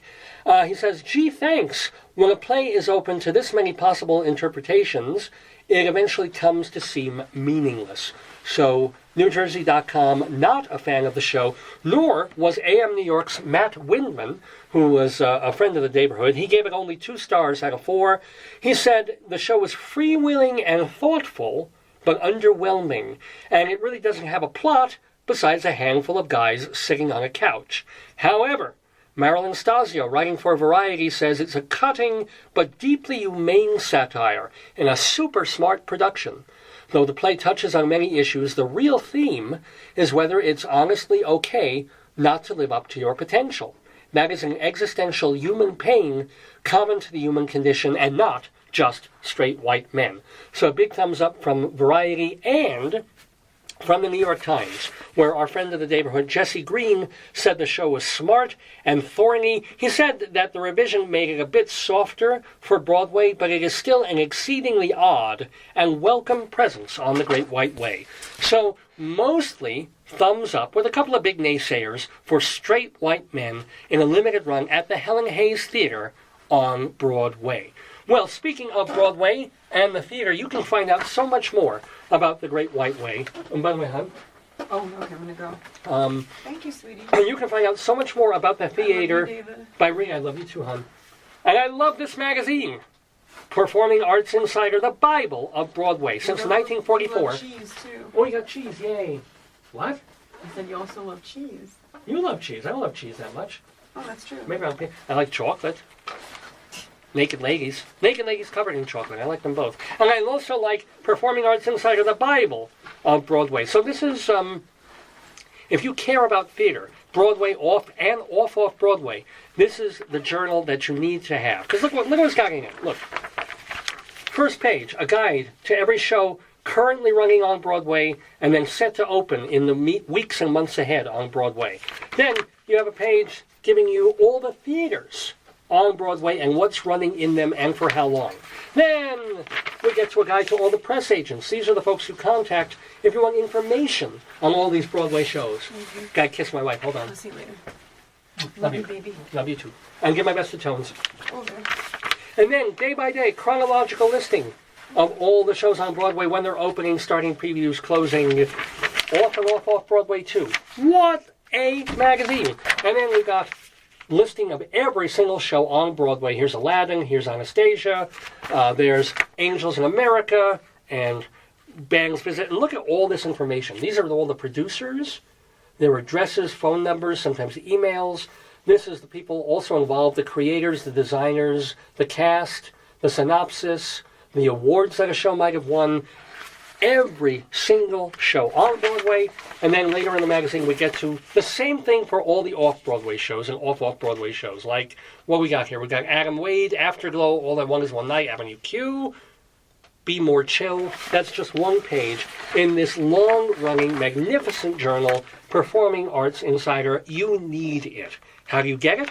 Go to performingartsinsider.com. Performingartsinsider.com. You can either subscribe for 21 issues a year, or it's a little cheaper to get 12 issues a year, just the monthly editions. Either way, the info is at the website, performingartsinsider.com. And if you happen to be in Manhattan, you can buy a single issue at either the Drama Bookshop or Theater Circle right in Midtown in the West 40s. But yes, it is the Bible of Broadway. And Broadway is what we're talking about live here on this July 28th, 2018. It's 10:30 in the morning in the Daverhood. Dave Lefkowitz here with the Dave's Gone By Facebookio program of the stream, coming to you from the auspices of the University of Northern Colorado. And welcoming again to Ruth and Bert and Robert and Karen and Walker and Eileen and John and Fred. Fred from Friendy. Hello, Fred. And welcome to you on this Saturday. We're in the middle, of Inside Broadway, because we were talking about 2 different Broadway shows that opened this week on Broadway. One was the play Straight White Men. The other, very different, a musical. People can call it a jukebox musical, but it's one with creative, I don't want to say pretensions, but creative aspirations that kind of go beyond your average shoehorn the songs into a dumb story or into the the singer's biography, life, etc., and so forth. And this one does it for the Go-Go's. You remember them, the all-girl group. They did songs like Our Lips Are Sealed and Head Over Heels and Vacation. We Got the Beat. They got the beat now on Broadway. They've made a musical using Go-Go's songs, and it's called Head Over Heels. It opened at the Hudson Theater on West 44th Street just 2 nights ago. It's got a book by James Magruder and Jeff Whitty. He's the guy who was involved in Avenue Q. And the weird thing is, not only are they taking Go-Go songs, but they're adapting into a story that is based on an old poem by Sir Philip Sidney called Arcadia. Michael MAYR is the director. The cast includes folks like Jeremy Kushner and Rachel York, Taylor Iman Jones. So, and also in the cast, speaking of firsts on Broadway, because we mentioned the first Asian American female play, now we have the first trans actor to originate a Broadway principal role. His name is Peppermint. Peppermint is in the show. So what did the critics feel about it? Were they head over heels for Head Over Heels on Broadway? Deadline.com, Greg Evans, the critic there, did not like the show very much. He said it's Elizabethan farce by way of ye old MTV. That's a great phrase. It's all winking, self-satisfied, occasionally amusing, occasionally cloying. For all the upending of the patriarchy, sexism, and homophobia, the show feels predictable from start to finish, and the songs just don't hold up that well in a musical theater setting. So a thumbs down from Greg Evans for Head Over Heels. What about one of the best critics we have in America, Chris Jones, writing for the Chicago Tribune? He said, since the musical is adapting a pastoral Elizabethan comedy, this is an atypically ambitious Broadway jukebox musical. So you either go with the conceit or run screaming from the theater. The sensibility doubles down on fluttery theatricality at the expense of visceral feminist pop. So it's not the show that he really wanted it to be, and therefore he's one of those critics who wanted to run screaming from the theater. So not a happy thumbs up. Not a real slam, though, but Chris Jones not really in love with Head Over Heels. Marilyn Stasio, writing for Variety, overwritten, overdesigned, and generally overdone. Cute story, but there's a pervasive feeling of exhaustion. Also, there's also a constant struggle to shove songs into places that they don't fit. Did anyone like this musical? Newsday did. Barbara Schuler, who took over for long-running critic Linda Weiner, she writes, this is a delightfully entertaining I've got a word wrong there. Delightfully entertaining show that leaves us in awe of people capable of dreaming it up. Fabulously athletic choreography by Spencer Liff. So, one big thumbs up for Head Over Heels. It's the only one I've seen so far. Our friend Frank Scheck from the Hollywood Reporter, he's not a friend of the Daverhood, actually. He's never been on the program. I've just known him for 30 years. But Frank Scheck writes, the convoluted storyline is little more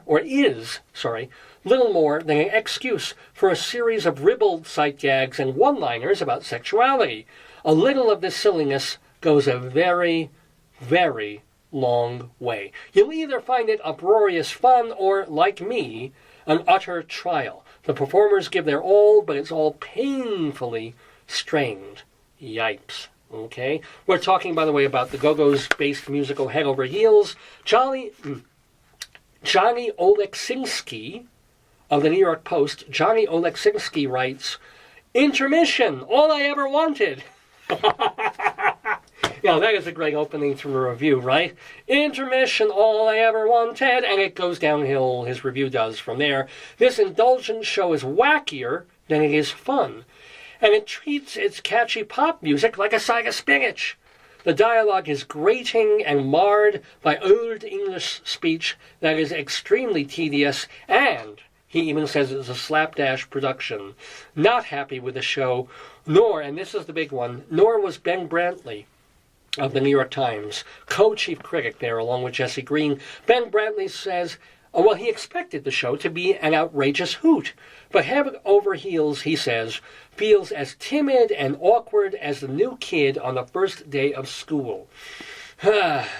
Not a fan either is Matt Windman of AM New York. The storytelling, though extremely muddled, celebrates same-sex love and equality, but it's a baffling concoction and a misfire where the songs suffer in their new context. One more. Maybe somebody else besides Newsday like this musical. Roma Torrey, writing from New York One. A cockamamie mishmash of disparate elements, but there's so much good-natured talent on the stage, you may just give in to the frivolity, and there's a terrific all-female band, too. So, kind of mez-a-mez there from Roma Torrey of New York One.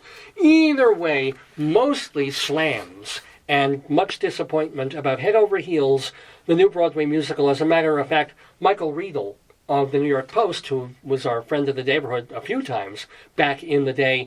He's now on the radio mostly, but he still occasionally writes for the Post. He's saying that the show's days are numbered. The tuner cost about $10 million to mount, and it's not getting the advance sales or making the money they were expecting that it was. And even with Gwyneth Paltrow attached rather famously as a producer, they're just not getting good sales on this. They were waiting, hoping for rave reviews. Didn't get them. So look for vultures to be circling the Hudson Theater, where Head Over Heels opened a couple of nights ago.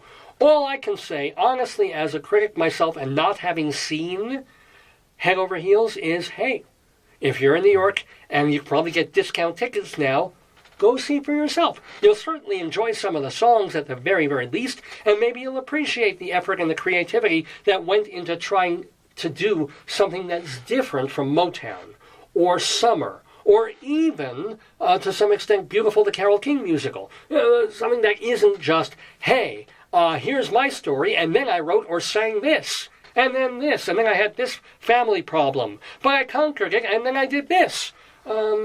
They tried something different. Apparently it doesn't quite work, but check it out at the Hudson Theater on Broadway, Head Over Heels. And just to whet your appetite just a bit, and I know I can't play a lot of music because Facebook will give me a terrible, evil warning that I'm using copyrighted material. But by gosh, I can play a little bit of Go-Go's, can't I?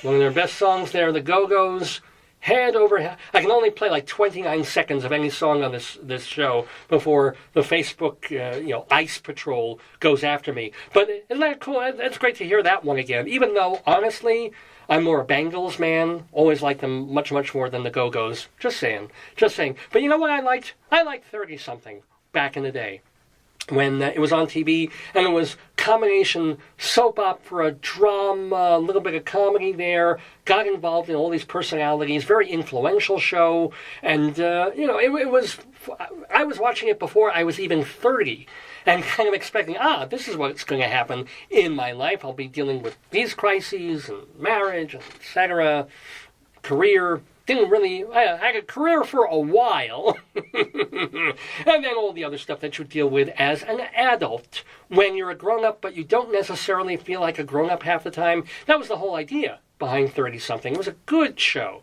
and one of the nice things that made it watchable was they had one character, very cute redhead on there, and I always had a thing for redheads, but she was Melissa, the photographer, and she was more of the free spirit, and it was always fun to watch her storyline especially. She was played by an actress named Melanie Mayron, and she was in Car Wash, and she was in Harry and Tonto, and then since those years, she's gone on to do much more directing. She's got a new movie out. It's called Snapshots, which opens wide August 14th. It's going to be in some cities, but also you can get it just on iTunes, right in your home. Watch the movie right there. Snapshots. It features a terrific performance, by the way, by Piper Laurie. So you're going to see it even just for that. And it's getting some really good reviews now on Rotten Tomatoes as well. So we're going to have in the Daverhood with us, talking to the one, the only Rabbi Saul Solomon, Melanie Mayron. Keep it right here on Dave's Gone By. Hey, this is Melanie Mayron. You may remember me from 30-something. I played Melissa. I hope you guys can check out my new film, Snapshots, that I directed. And I'm talking with Rabbi Saul Solomon on Dave's Gone By. Oh, shalom, my friends. This is your old pal, Rabbi Saul Solomon. Delighted to be with you once again in the Daverhood. And today we're talking with an actress and a director, someone who's worked with some greats in the business, and somebody, of course, you all remember from the TV show 30-something many years ago. She played Melissa, the photographer, and now she's done movies too. In fact, she has a new movie opening on August 14th. It's called Snapshots. Ooh, and it has a lesbian love story. So I'm excited already. Please welcome to the Daverhood, the one, the only, the Jewish Melanie Mayron. Shalom, Melanie. Shalom, Rabbi Saul. How are you today? Oh, my back is out and I've got prostate trouble, but otherwise, not so bad. How about you? Very good, very good. Oh, good. Oh, good. Well, you're excited about the movie, I'm sure. I'm very excited about it. I just came back from showing it in Israel. Oh! I know. I have to say, I was checking your Facebook page, and you were posting videos from Eretz Yisrael. So, did you have any good, fun times in Jerusalem and Israel? I did. I had some great times. My great-grandparents, they were one of the 66 families that founded Tel Aviv. My father's from there, so it was a really, really great trip. I've been there a lot, but I hadn't been in 15 years, so it was terrific.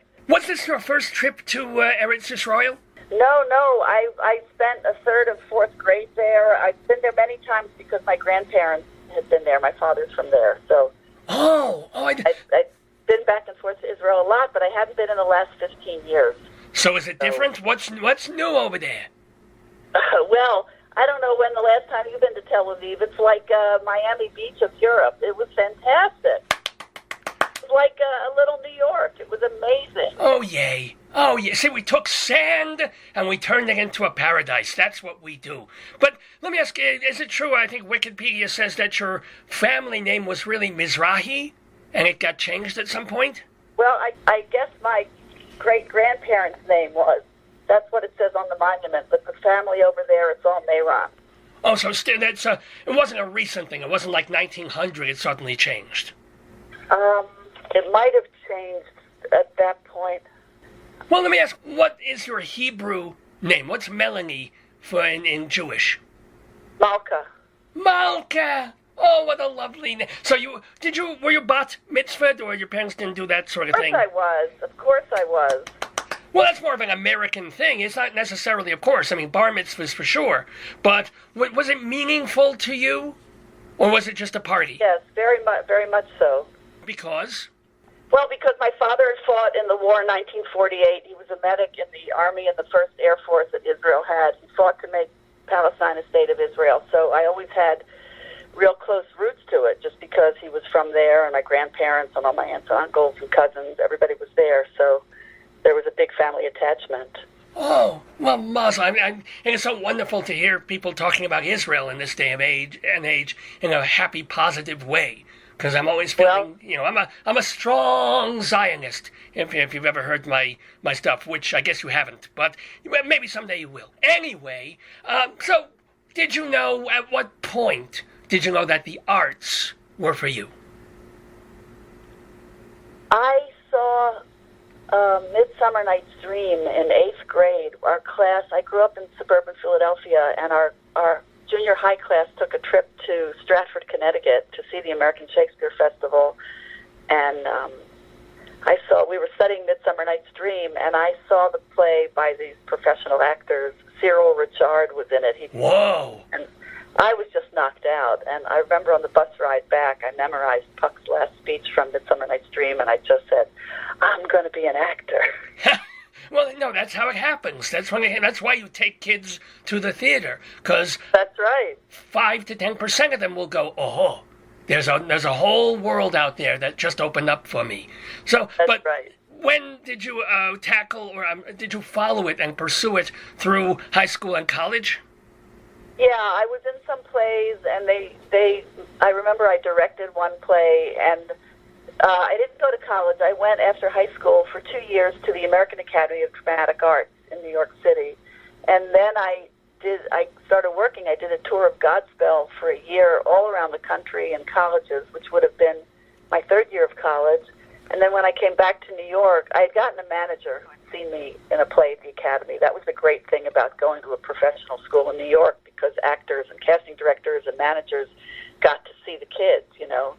And I was taken under the wing of Bill Trash, a manager who had Sissy Spacek and Carol Kane and Christopher Walken, and he had a whole stable of, you know, wonderful actors in the 70s. We were all really young, and he submitted me for Marion Doherty and Juliet Taylor, who were casting a movie by Paul Mazursky called Harry and Tonto. Oh, yes. And I was cast in that when I was 21. That was my first film, and starred Art Carney, and Ellen Burstyn had a great role.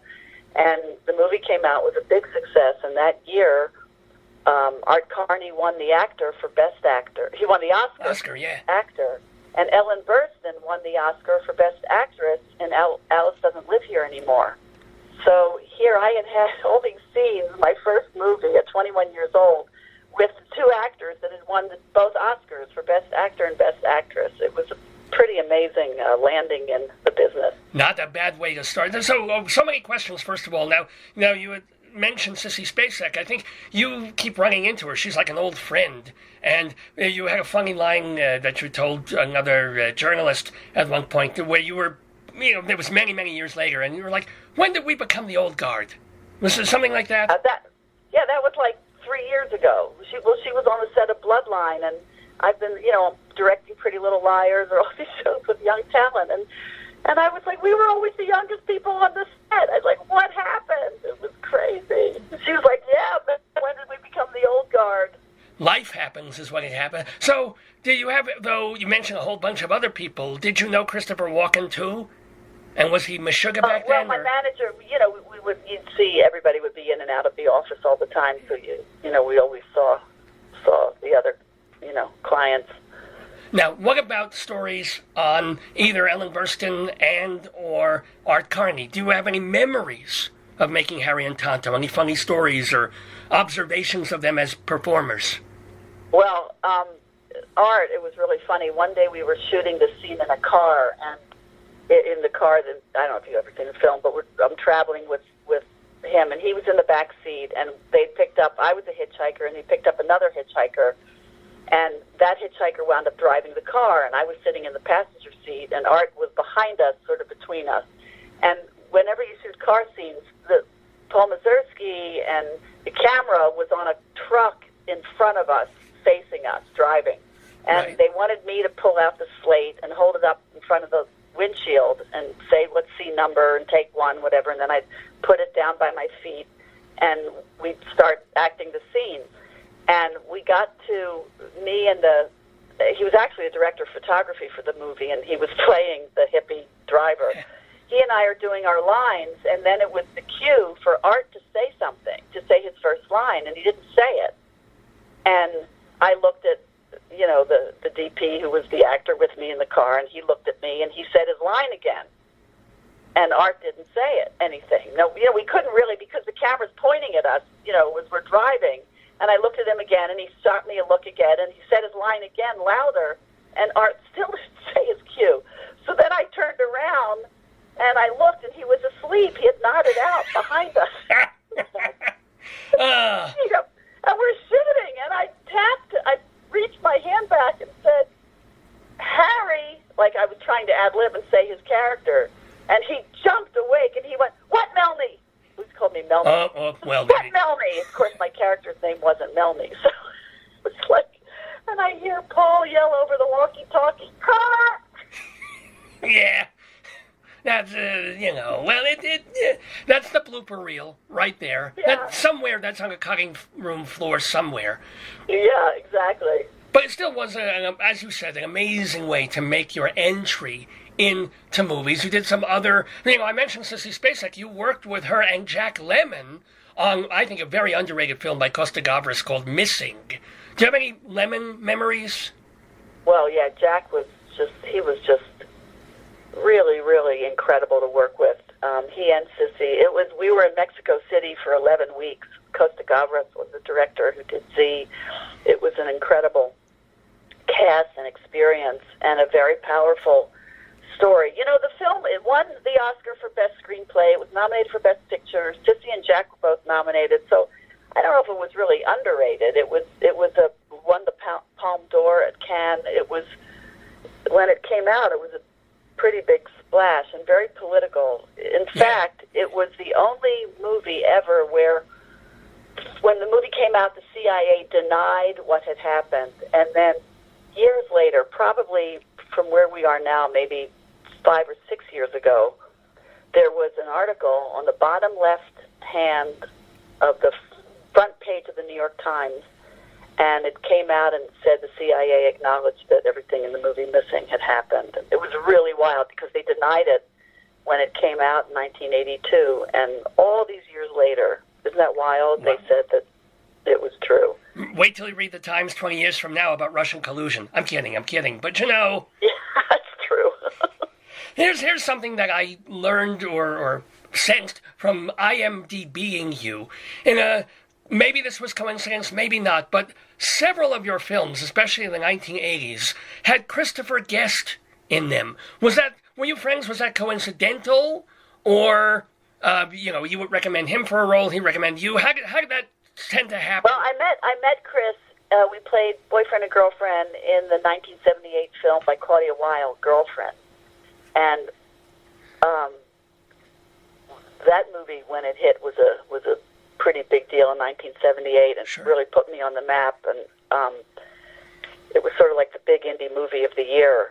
And then Chris and I don't know, we were cast in Heartbeats together, also as boyfriend and girlfriend.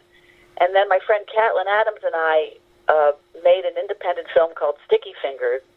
And, I asked Chris if he would be in it. He said yes, so we wrote my boyfriend role just for him, and he did it in that. So, we've been friends over the years, and I guess Girlfriends was when I met him, and Heartbeats was just a coincidence. So then I wanted him for Sticky Fingers because he's just such a genius. Well, yeah. Well, absolutely. Now, Heartbeats is one of the, I won't say a notorious flop, but it was, it was a head-scratcher, let's face it. Do you have any Andy Kaufman stories?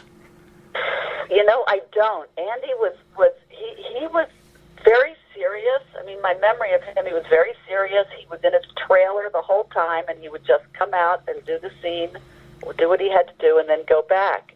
People said he meditated a lot, and I don't know. It was, a lot of times actors will hang out on set, they'll hang out at the craft service table, they'll go visit each other's trailers. It's shooting can be a very social thing, and he wasn't. He was just very to himself. So. Now, are you... Yeah. You've just directed the movie Snapshots, which is coming out in just a couple of weeks. Do you have a very social set when you direct? Well, what we had was a very low budget and 15 days and one camera. So I had a lot to do in the 15 days. But I like to... let's put it this way, because I've been an actor and I've been in front of the camera, it's like if a set is relaxed and easy and there's no trips going down or no bad energy around, it makes, for the actors being in front of the camera, very natural, very loose. It's like, okay, we're all here and now the camera's rolling and it's just easy. And you can be very natural in front of the lens then. And we had a lot to do and not a lot of time to do it. So it was a very... tightly run ship, our set, but I still kept everything, low-key and fun and, easy. But that way. I'm sorry, but you mentioned literally one camera? Aren't you terrified? Yeah. I mean, don't you just for the sake of oopsies, don't you just have two cameras running together in case one breaks or dies or the footage gets spoiled? Isn't that a scary thing with one camera? Well, everything's being digital now. They can, it's like you're basically shooting with a computer. They're downloading and they change.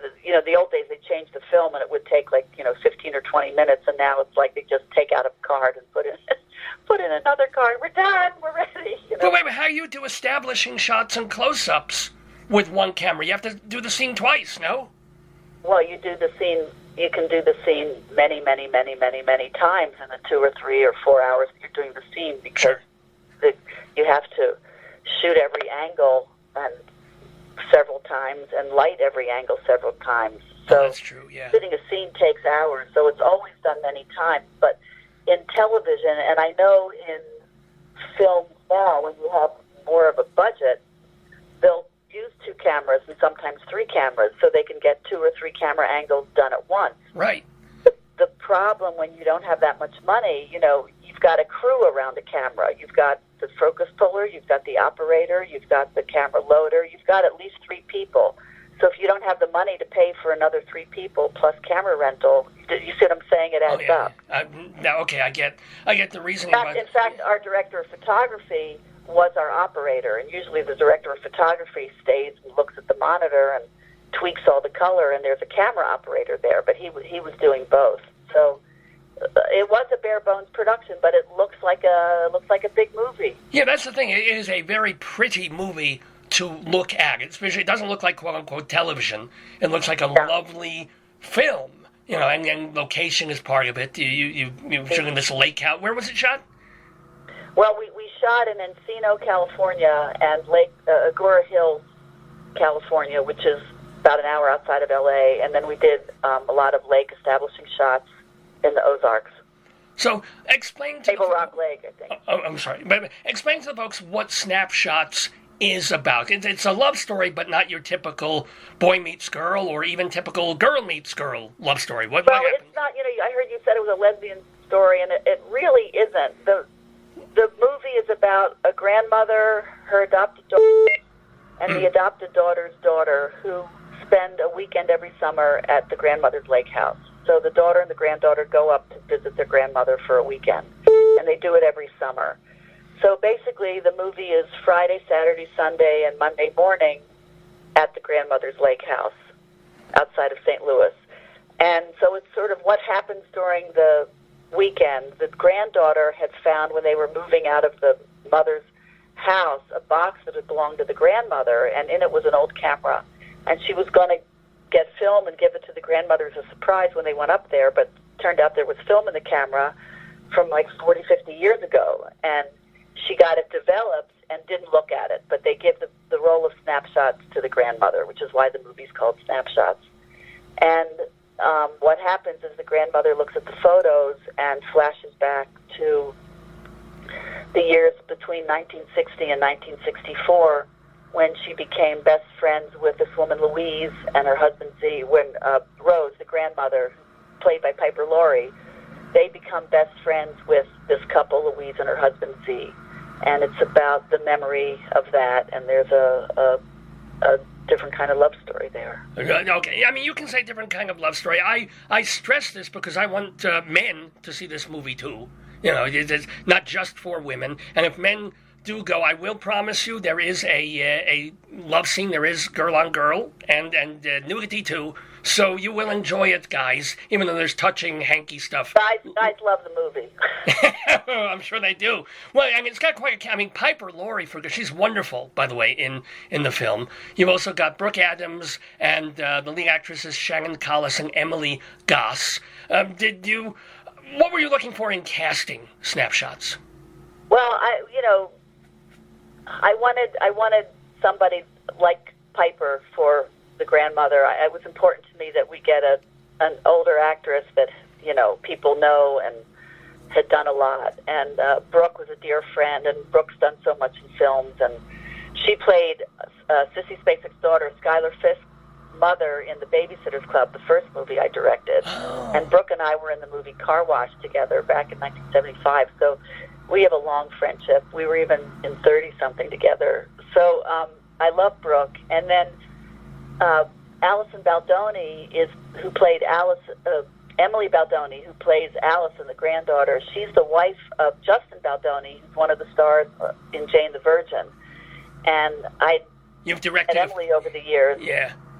And thought she would just be terrific in the part. And then Max Adler, who plays Joe, Rose's husband, back in the 60s, he was the gay football player, the homophobic football player in Glee the first year. Oh, okay. Wow. I had directed him in Switched at Birth. There was a couple shows about college rape, and he was in that. He was terrific.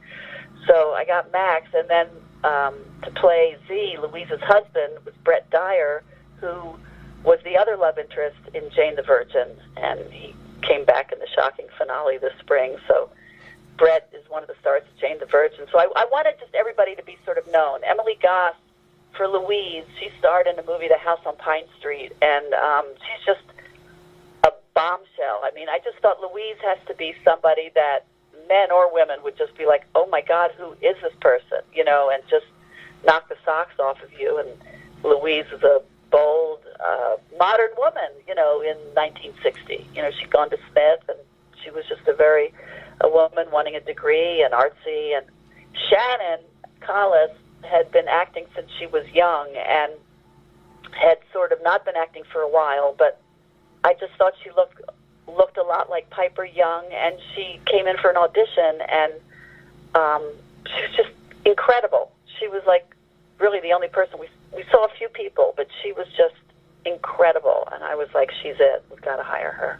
Now, the story, was that based on the screenwriters, something true that happened to her, or her grandma, or was it... Our producer, Jan Karan, this was actually the story of her mother. Her mother at 94 was ill and apparently dying, and said suddenly, Louise is here. And I don't know if Jan was the only one in the room or whatever, but she looked around because there wasn't anybody named Louise there, and she said, who's Louise? And her mother said, the love of my life. Whoa. And Jan, you know, knew that her mother had been married for 50 years, so she didn't, to her dad, so she didn't know where that was coming from. So it was a real surprise. So it was, you know, then she found out a little bit more about the story. Apparently, her mom did have a love affair with a woman named Louise Rosenthal, and it had taken place in the 1930s. But she felt for this movie, you know, not being a period piece on both ends, that she would move it up. And actually, the choice of making it in the early 60s was good, because in the 30s, everybody did everything. And in the, you know, after World War II, the world was much more conservative and repressed. So it seemed like a better time to tell the story. By the way, I do have to apologize. It sounds like World War II out the studio window here. We've got construction going on like 10 feet from where we're doing, or where we're talking on the phone. I apologize if that's annoying to you or to the people listening at home. I don't even hear it. I don't even hear it, so it's not annoying at all. I'm glad. We are talking with the delightful Melanie Mayron, the director of Snapshots. We also want to go... Now, you're talking about life and love. At what point did you know that you liked women over men? I don't. Oh! What do you mean? Oh, yeah, in terms of, are your preference, are you bisexual, or you're... Well, yeah, I have a boyfriend right now. We've been together for years. Whoa! What is Well, I'm sorry, I had absolutely no idea. I think that's wonderful. I mean, nothing wrong with either way, but I assumed that you were gay. Why is that?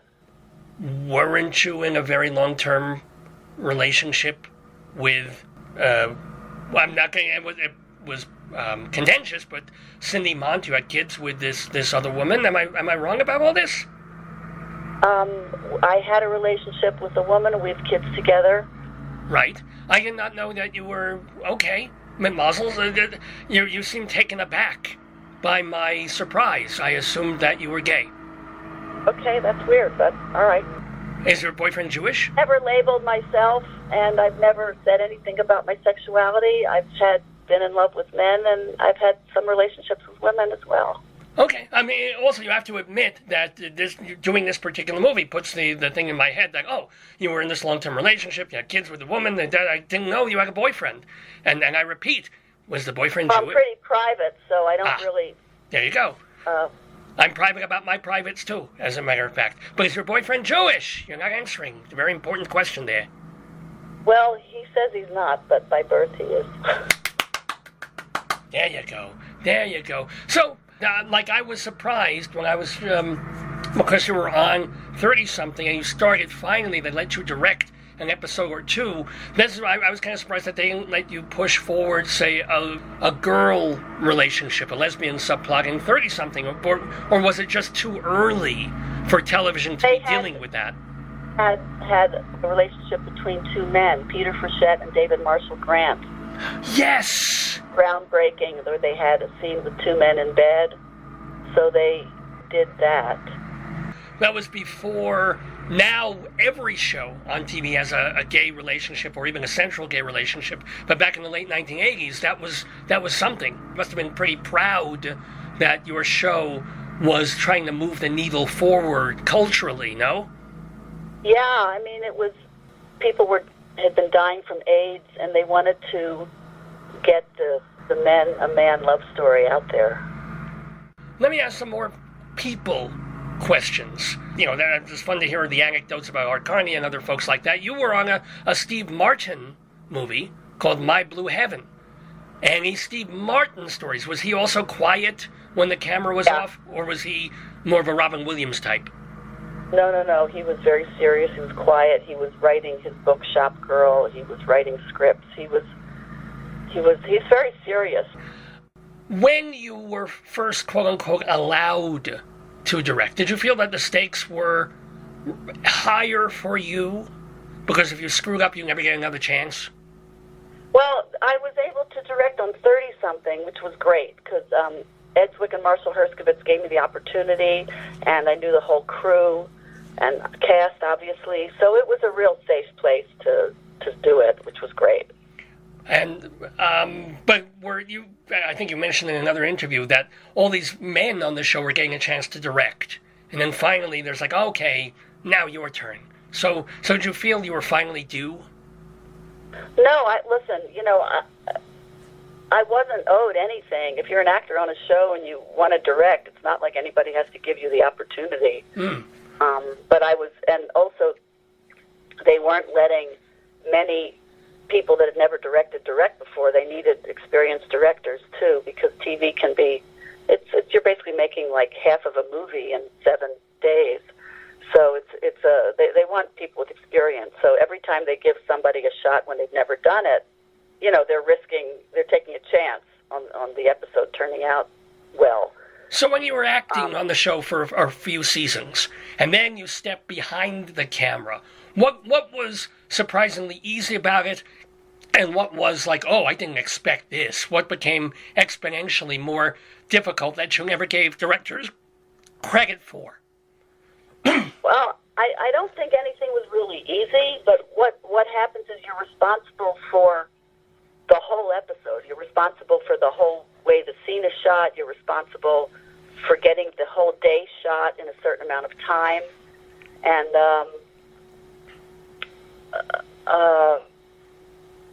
it's just a lot of responsibility. As an actor, you just worry about the scene you're shooting, and you have the lines and, your motivations and whatever. But as a director, you're really responsible. You've got the creative side in terms of the camera work and dealing with the actors and what you want out of the actors, but you also have the business end, which is you can't go over. You have to get all the scenes shot in the amount of hours you have for that day. Do you know what I mean? You can't drop a scene. So it's like a beat the clock thing too. Well, do you prefer then, now that you stressed that in directing snapshots you had a pretty limited budget, and do you like that, working within those limitations, sort of like within a puzzle, or you've had probably somewhat bigger budgets in other directing assignments where it's like, oh, I can breathe a little bit, I've got a little more money to do this, I've got someone who can pull focus as well as a DP. Which do you prefer?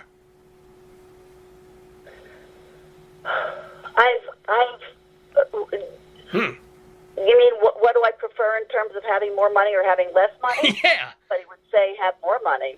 Okay, and not everybody would say that. Some, I'm sure Steven Soderbergh has when he'll get $80 million to make a movie, sometimes he'll prefer the $12 million movie. It isn't necessarily... Oh, here's the thing.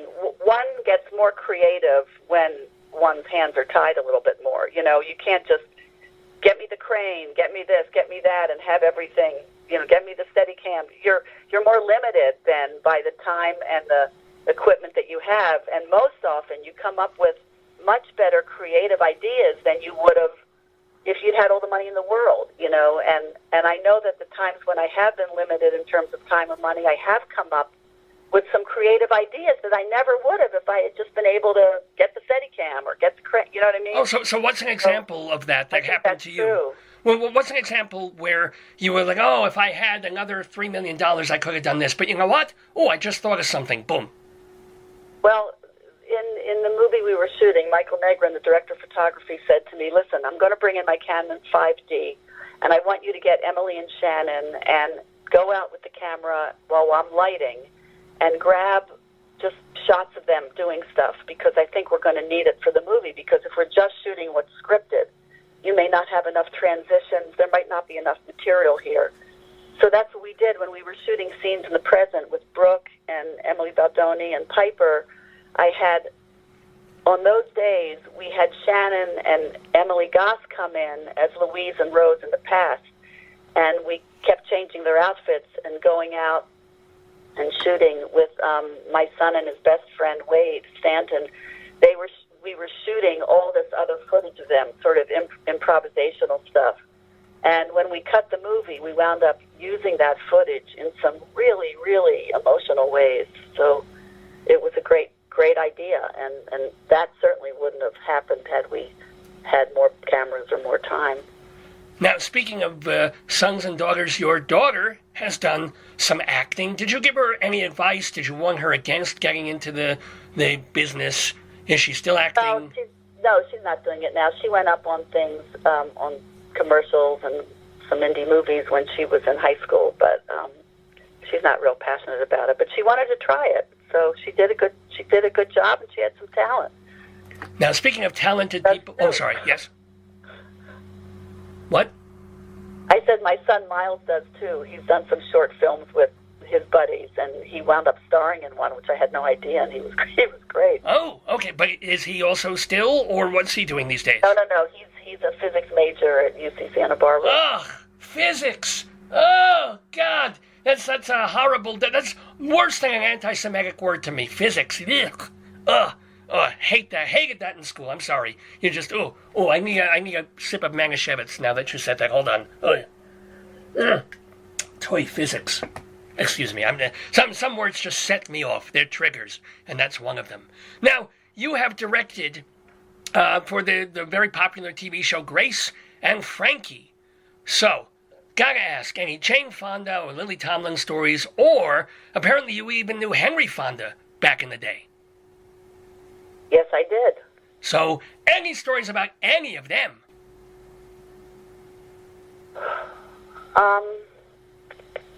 Well, I don't... What?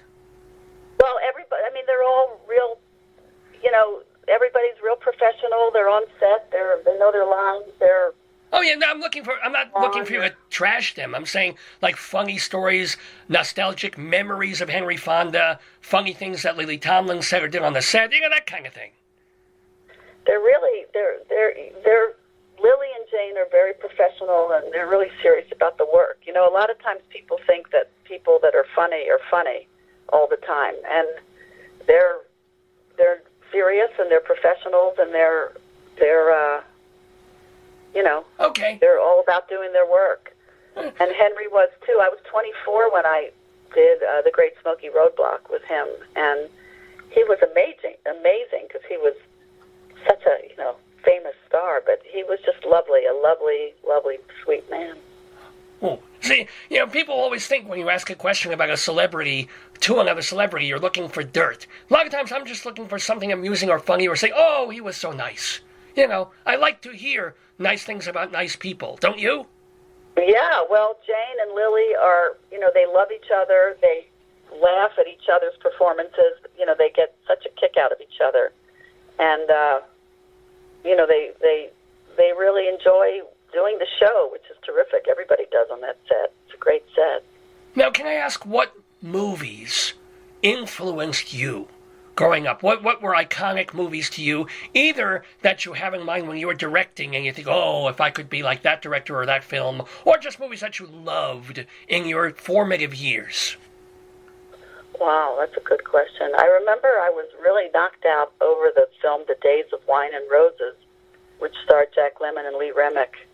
That was back in the 60s. But that was an incredible drama. And then it turned out that in my acting career, I acted with Lee Remick and Jill Clayburgh in the TV special Hustling. And then I wound up acting with Jack in Missing. So it was crazy that as a teenager, that was like a movie that really blew my mind. And then I wound up acting with both of them. Well, that's a wonderful... I mean, that happens to theater people, too. You know, you're a teenager, you see somebody up on stage on Broadway, they're so glamorous and amazing, you become an actor, and then 10, 15, 20 years later, there you are in the same place. I mean, that must have happened to you several times, both as an actress and a director, no? Yeah, for sure. I mean, I loved the movie Julia, I remember, with Jane Fonda and Vanessa Redgrave, and then I wound up playing Vanessa Redgrave's best friend in a TV special called Playing for Time about the Women's Orchestra in Auschwitz. Yeah, I remember. It was sort of her penance for that Zionist hoodlum remark, I think. That's just my personal feeling. I have issues with Vanessa Redgrave for obvious reasons, but... And you went, by the way, you went to, circling back to the beginning of this conversation, you went to Yad Vashem, didn't you, just a couple of weeks ago? Yeah, I just did. I went to the new one. I'd been to the old one years ago, but... Wait, a new one? There's two? Well, I guess they closed down the old one and opened a new one. Oh, my God. Well, what's different? Is there an Arby's there now? What have they changed? No, it's very powerful. It's gigantic. They have so much more there, and it's beautifully designed by an architect. It's in an amazing spot in Jerusalem. It's very different. Oh, were you just at the old one? I have to say, unfortunately, I have never been to Yad Vashem. I've just heard about it, I've read about it, but that's why I did not know. I didn't know about your personal life, and I didn't know about the new Yad Vashem, new and improved. It's like Yad Vashem 2.0. Who knew? But yeah. We've been talking with Melanie Mayron, who has to be wondering who the hell she's talking to at this point, but it's been absolutely delightful. Let me ask, you're in promo mode now. You got this movie, you've taken it to festivals, it's going to be opening wide, as it were, in a couple of weeks. On August, I think, 14th is the official opening day. Is it going to be in theaters across the country? No, it's actually going on iTunes. It's opening actually on July 27th in Los Angeles for a week. And we're going to play here for Academy, Academy consideration, and then it's going to be on iTunes available, as far as I know, on August 14th. Oh, so that's the time anybody can buy it on iTunes and watch it. That's right.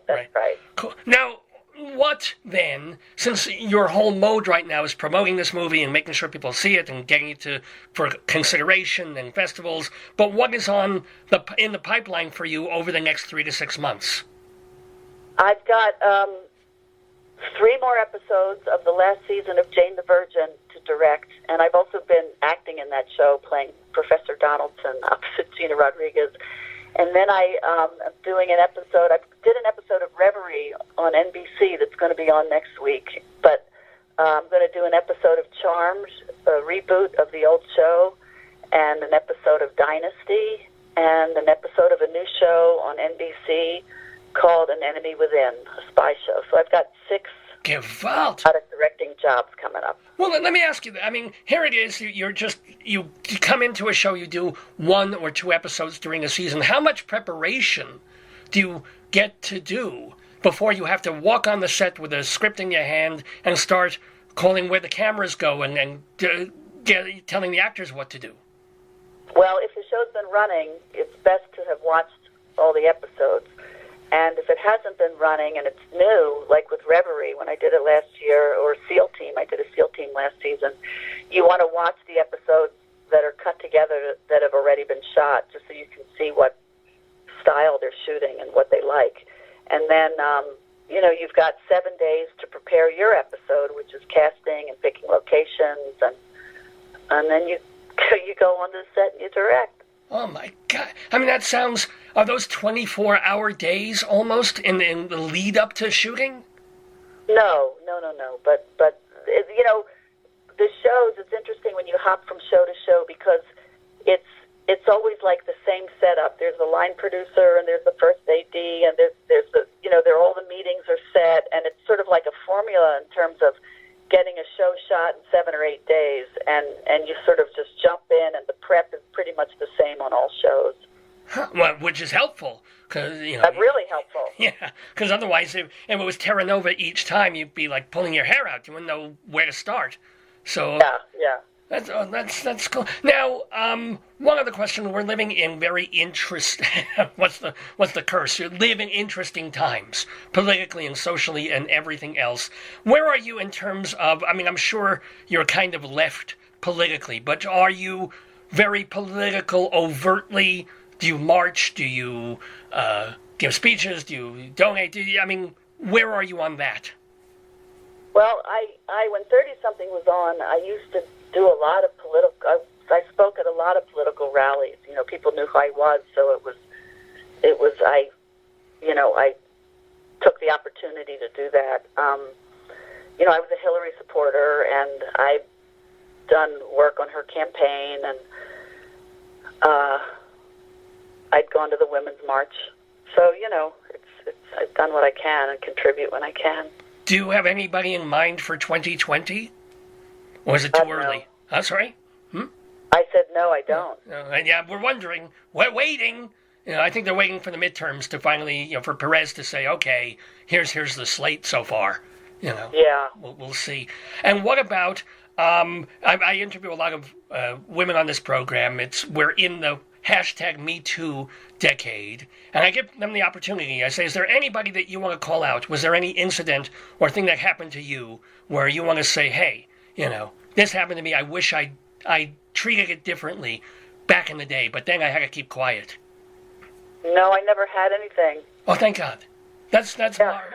No, you'd be amazed. I mean, I've been talking to a lot of performance artists, people like Penny Arcade and I don't know if you've ever, or Adrienne Truscott and people like that, and they've always, you shouldn't know from what they went through. But and they have been talking and speaking about, people like Karen Finley have been talking for decades about it, but now everybody's talking. So I'm giving people the chance, but I'm thrilled that you really had to, did you ever experience, if not, we're talking Me Too stuff, sexism in trying to get jobs overtly? Not overtly, no. Wow! This is so... it's not the most interesting radio, but I'm thrilled. In terms of getting jobs, as an actor, you don't know what they're saying about you. And in terms of getting a directing job, I'm not in the room when people are talking about... Do you know what I mean? So there hasn't been anything to my face. Good, and you were never typecast as too Jewish either. I've had that. Usually they make me take off my tallis when I'm auditioning, and I get very flustered when they do that. Wow, not a laugh, not a giggle, nothing. Oh, well. Oh, there's the giggle. Thank you. Thank you for that.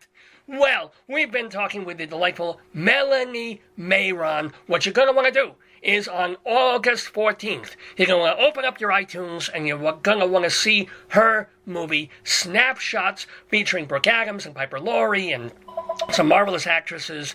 It's a very nice, a touching movie. And as I said before, men, yes, there is hot action somewhere right towards the middle of the film. So you'll want to hit the pause button. But we are not going to hit the pause button on thanking so much Melanie Mayron for being with us in the Daverhood. All it is for me now is to wish you much more success in directing and acting, because you still do some acting, and in all your future endeavors. Thank you and shalom to you. Shalom to you, Saul. Melanie Mayron in the Daverhood with the great Rabbi Saul Solomon. Remember that you can see Melanie Mayron's film August 14th and thereafter right on iTunes. You can buy it there. Or if you're in Los Angeles, it's playing there now for a week, getting kind of a rollout there. You're watching the Dave's Gone By Facebookio program of the stream with me, Dave Lefkowitz. We're here every Saturday from 9 until noon or thereabouts Mountain Time. I'm going to get my hair down. Yeah, much better. Welcome to all the folks who've been watching or are continuing to watch. We got Walker and Eileen and John and Fred and Kathleen and Mike. Oh my God, Mike from that fellowship we did back Can you believe it, Mike? It was 8 or 9 years ago when we were in California with the National Endowment for the Arts and University of Southern California did a fellowship for arts journalists, and Mike and I were 2 of them, and very honored to be so. Steve, hi to you, and hi to Jolinda. Love that name, Jolinda. Thanks for all the messages and the thumbs up. Not a lot of messages today, actually. A lot of people tuning in, but not a lot of feedback from you all. I hope you're enjoying the show. I hope you liked Rabbi Saul's interview with Melanie Mayron. We did some Inside Broadway, did some Greeley Crimes and Old Times. Is there anything left to do in this episode of the Dave's Gone By show? Are we kind of done? Of course we're not done. We've got so much more. We've got a Saturday segue of songs in the news. We've got the penultimate installment of A Cow for Hansel. Yes, we do. And beyond all that, we have our Colorado Limerick of the Damned. We do this every week, and we start it just like this. You're the poetry man. A limerick is a comic verse of 5 lines, in which lines 1, 2, and 5 will end with words that rhyme. And likewise, verses 3 and 4 also end with words that rhyme. So this is a limerick. Rocky Mountain, Colorado, Colorado, Colorado, Colorado,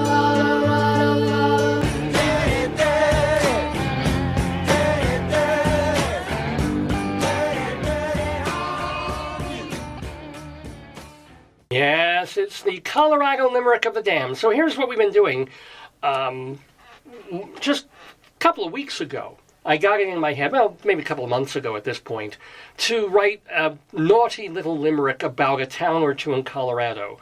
And then, obsessive kind of person that I am, it suddenly became a thing. I was like, woo, I can write more horrible little 5-line limericks about various towns and cities in Colorado. We've got a bunch of them now. So every week, we designate a little bit of time to do a poem, a limerick about a place in Colorado. So up until now, we've done places like Arvada and Aurora, a lot of the A's, right? We had Bennett last week, and then we have a new city to undignify with a poem this week in the Daverhood. I will tell you that you can read, if you don't want to wait each week to hear the new one, you can read a whole bunch of them at my website, and it would be, I think, davidlefkowitz.org. I own one. I either own the .com or the .org, but go find it on the interwebs. It's not my radio station website. It's the site for my writing.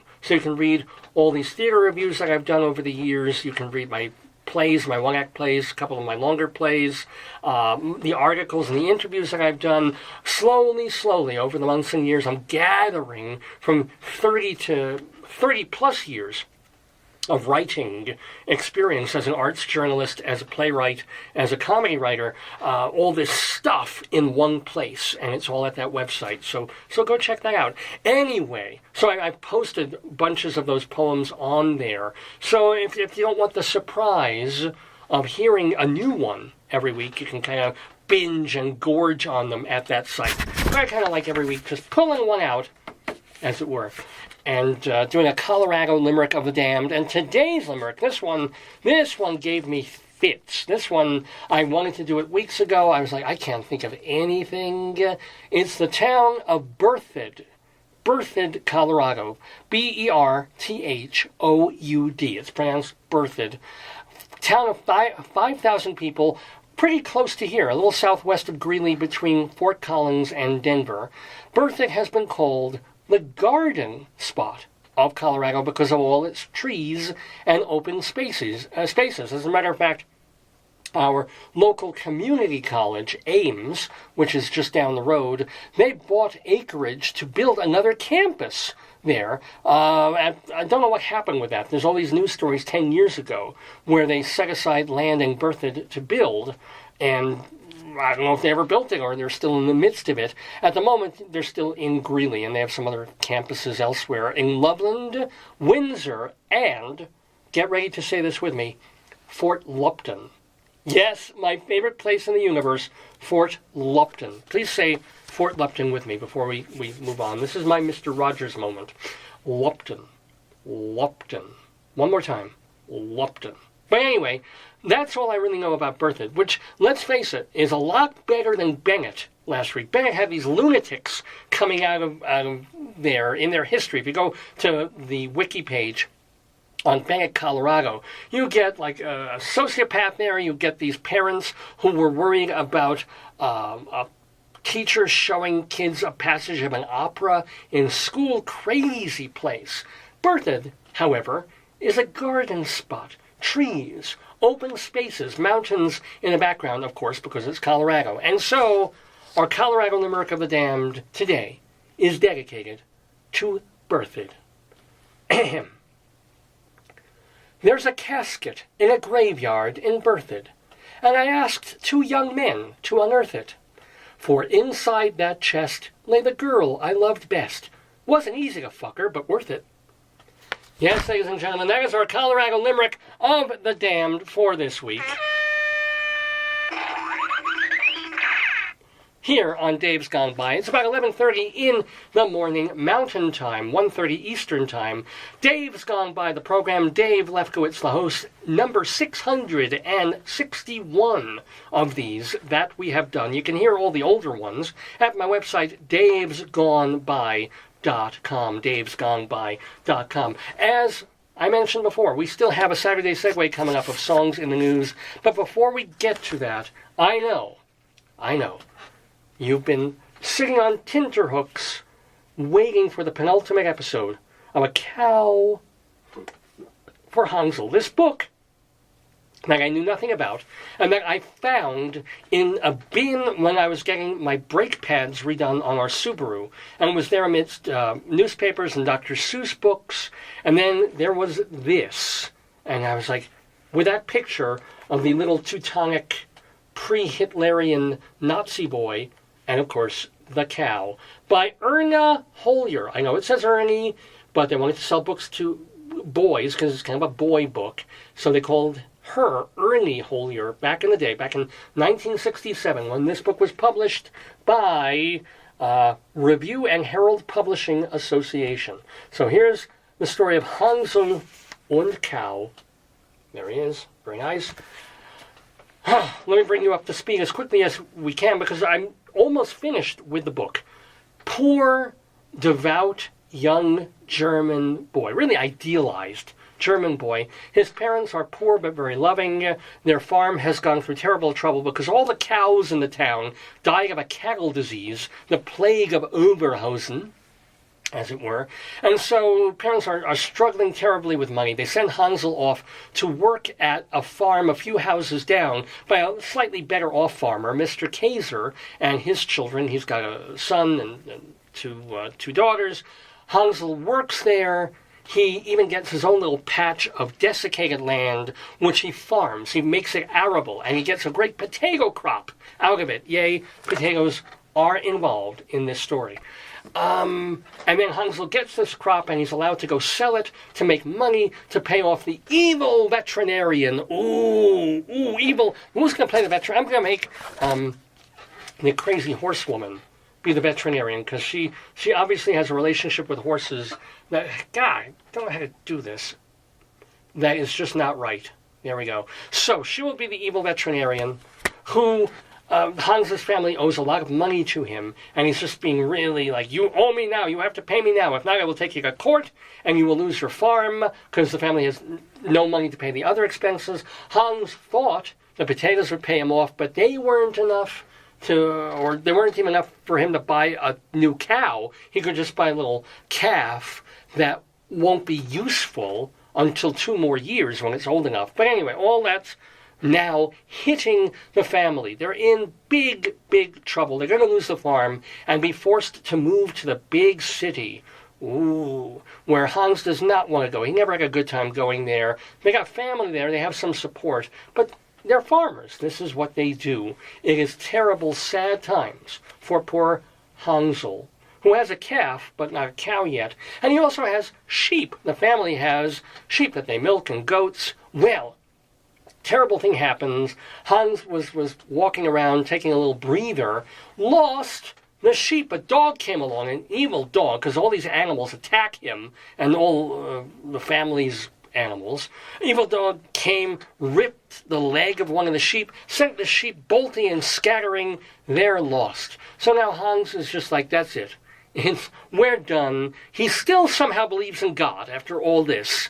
And but he's crying, and he's a big boy. He doesn't want to cry. He cannot help himself. And that is where we're at this stage of Account for Hansel, getting towards the penultimate chapter in the book. Try as he might, Hansel could not hold back his tears any longer.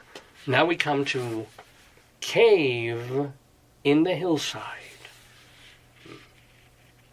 Hans blew his nose. I guess he and his nose have been friends for a while. Hans blew his nose and sat up. Why should people cry when God has made the day so beautiful? Okay. Then he noticed something familiar. Hans parted the grass. Fresh sheep droppings! Yeah! Yeah! Come on. Does a book get better than when a big moment is a little boy finding sheep shit in the dirt? Yeah! Fresh sheep droppings that Hans finds in the grass. But this is a good sign, you see, because the discovery kindled new hope. Hans discovered strands of white and black wool. They must have brushed off as his sheep pushed through the brush. Hans followed the trail to a cave in the hillside. He crept through its narrow opening. Kind of a little bit of metaphor going on there, I don't know. It was dark and musty inside. Muffled sounds came from the back of the cave. He groped along the cave's slippery floor towards the sounds. Suddenly, his hands touched a woolly flank. His sheep! I know you're all jumping up and down excited about this. Lord knows I am. His sheep, I repeat. A wave of relief surged over him. He thanked God, of course, for keeping his sheep safe. Let's go home, Hans spoke gently as he urged the sheep to the cave's opening. But coaxing didn't seem to help. The frightened sheep refused to move, and they huddled against the cave wall. He would have to bring a lantern and rope to get them out. Hans crawled out of the cave and marked its entrance so he could easily find it. A burden seemed to have lifted from his shoulders as he made his way homeward. Mama, Mama, he said, I found the sheep, but I need a lantern and a rope to get them out of the cave where they are hiding, because the author has to repeat exactly what she just told us. Oh, by the way, this is Hansel finding the sheep in the cave. Yes, indeed, he needs to get a girlfriend. But there they are. Very nice ink drawing there of Hansel. He's the one with the lantern. Oh, I guess we haven't gotten to that part, but he's going to come back to the cave. We're going to read right now. Going into the barn, he fetched a sturdy rope, slung it over his shoulder, and picked up a lantern that Mama had lighted. Then Hans returned to the cave. He found it easily and entered. The sheep were huddled together, quivering with fear. Oddly enough, the sheep used to quiver with fear every time Mr. Kaiser came down in his underwear. Anyway, you poor sheep, Hans comforted. That big bad dog scared the wits out of you. Yes, this was 1967. They used wit instead of the other word. Hans hugged the shivering lambs. Then he tied their mothers together and gently led them out of the cave. The lambs followed of their own accord. The ewes stood for a moment, dazed by the bright sunlight. Then they loped off homeward. The lambs followed their mothers, bleating as they raced up the hill and stormed into the barn. Hans closed the barn door. After catching his breath, doled out some hay for them. Who ever heard of a shepherd coming home with hungry sheep? I don't quite understand. I get it, because when you go out to graze with the sheep, that's when they eat, I think. Whatever. Anyway, he tossed more hay to the famished animals, then went to the house to do his homework. Because Hans, aside from having to deal with all these animals and farming, he's also in school half the time. Do you want to come into town with me, Hansel? Papa's call awakened Hans on the last day of October. I got permission from your teacher, so you can go with me if you like. What? To town and no school? I'll be ready in a minute. See, Hans, not a big fan of school. Hans leapt out of bed and pushed out the shutters. Thick fog blanketed the ground. Snow would fall any day now. Hans hurried into his warm clothes and joined his parents at the breakfast table. Let's have the Grand Knish playing Hans's dad. Here's the Grand Knish. Okay. So Hans's father says, "How about some hot milk, Hansel?" Papa encouraged. "No, thank you," said Hans, passing up the hated goat's milk. Hans is always waiting for cow milk, not goat's milk. Our boy... Oh, here comes Mama. Mama is going to be played by Mrs. Bokbagok. Mama says, "Our boy seems to be starving this morning," teased Mama as she slid a second pancake roll onto Hans's plate. "This may have to last you until you get back from Weilheim," she smiled.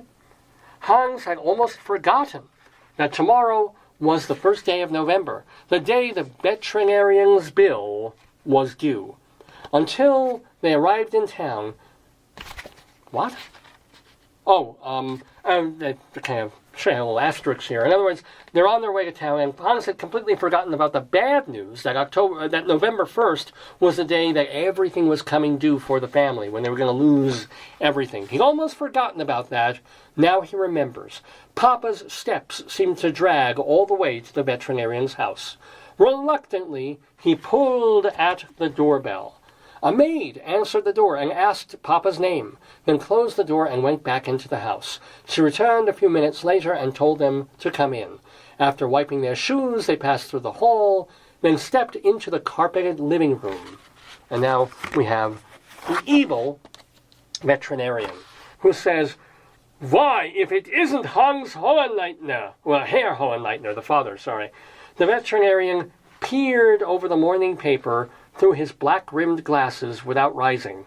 "I suppose you have come to pay off your bill," he said, folding the newspaper and laying it aside. I have 60 marks, said the father. "It's all I could save up. I'd be obliged if you'd wait about taking this to court," Papa stammered, crumpling his hat between his nervous fingers. "This is not enough," says the veterinarian. "Do you have anything else to put with this to pay off the rest of the bill?" The words fell like ice splinters from the veterinarian's fleshy lips. Wow, talk about a simile there. The words fell like ice splinters from the veterinarian's... My lips are fleshy and juicy. Fleshy lips. Says the father, "I have 6 sheep I could part with," says the father. "How much are they worth?" said the veterinarian. I need 3 hands to do this. Not much right now, but I'd be willing to feed the sheep through the winter and give you the spring lambs also. The veterinarian took off his glasses and wiped them as he squinted myopically. "The sheep are healthy, did you say?" "Yes, sir," says the father. "Feel free to expect them the next time you drop by." Says the evil veterinarian. "All right, 6 sheep and the spring lambs." The black-trimmed glasses again straddled the veterinarian's nose, and a contented look spread across his face. "I ought to go to court, but I'm a kind-hearted man." The veterinarian scooped up Papa's hard-earned money. "Can we keep the farm now?" Hans asked as soon as they had turned their backs to the veterinarian's house. Papa sighed. Not unless the note is paid off. We have to have money with which to live." "It's as you said, Papa. The ends won't meet." Hans got an idea. "Why don't you talk to the banker, Papa? Perhaps he'll let us keep the loan a little longer." "Well, at least we can try. Talking doesn't cost anything." Papa's slumped shoulders showed that it was costing him plenty to even make an appointment with the banker. Today, there were few customers at the bank, Papa talked to a teller. After a long wait, he was called into the banker's private office. Hans passed his time with reading magazines. "Hansen, come in here," Papa called after a while. "Who? Me?" Hans sucked in his breath. What could the banker want? And we're going to leave it right there.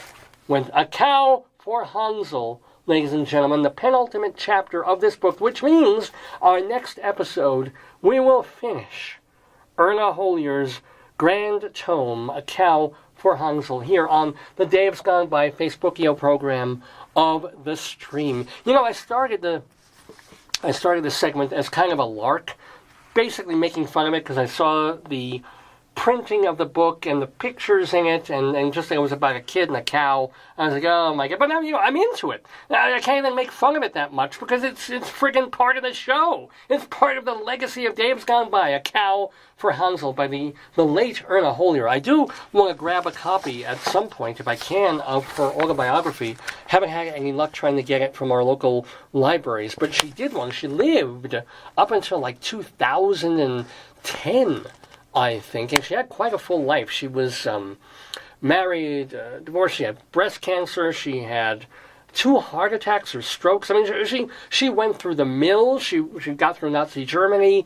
Quite an interesting lady, that Erna Holier. And so that's why we're doing A Cow for Hansel every Saturday on this Facebookio program, Dave's Gone By. Welcome one more time to Kathleen and Mike and Fred and John and Steve and Jolinda and Karen and Alan and all the folks who have joined us all morning long for the show. We do have another segment. We do have our weekly Saturday segue of Songs in the News, which I always find great fun to do.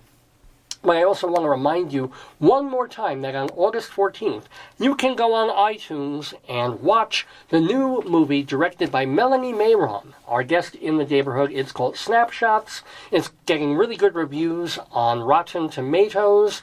Has to do with 3 generations of women and a long-kept secret in the family. Snapshots, do check it out. And we thank so much Melanie Mayron for being our new friend of the Daverhood. She joins a very long line of famous and not so famous people who have been guests on this show. So one of the things that we really like to do is every week keep you posted on what they're up to. They're friends of the Daverhood, family of the Daverhood. What, if they come on here 5 or 10 years ago, and they're in a Broadway show, or they're in a movie, or directed a movie, they're doing something else now, and we like to let you know what. And so we call this segment The Friends of the Daverhood. And boy, oh boy, we do have a lot of friends to get through, and I'm so proud of that. I love that, we've been on the air for 15 and a half years, which is a lot of time for me or Rabbi Saul Solomon to interview guests and, tell about their lives, tell about their work, play with them a little bit. That's the joy of it, and that's why we keep track of them. So, among the folks that we are reminded about this week, congratulations to our friend Gerard Alessandrini. Of course, he's best known for Brighton Broadway, but his other show, Spamilton, the spoof of Hamilton, that opened at London's MAYR Chocolate Factory this past Tuesday. So congratulations to him on that show. And congratulations to Lynn Collins, the artistic director of plays at the Arvada Center here in Colorado. She was actually on our Tony special just this past June. Well, Lynn Collins directed a very popular show here called Sense and Sensibility, which had her tied for a directing award in the 13th annual Henry Awards that honor outstanding Colorado theater. And not only that, the Arvada Center got a bunch of awards from the Henrys, including the award for Best Overall Season in Colorado. So congratulations to Lynn Collins on that. And not congratulations, sort of the opposite. I'm going to give a shout out now to our friend Joe Demanowitz, the theater critic of the New York Daily News. This was big news this past week that Trunk, what a name for an outfit, right? Trunk, which owns the Daily News, is trying to make the paper solvent. So they're doing some cost cutting. And what better way in this economy where supposedly everybody's got there's more jobs to go around than people to fill them. Supposedly the economy is on rocket fuel. Supposedly everybody can get a job just like this, or that everything has turned around and organizations are doing so well. The New York Daily News laid off more than 50% of its editorial staff this week.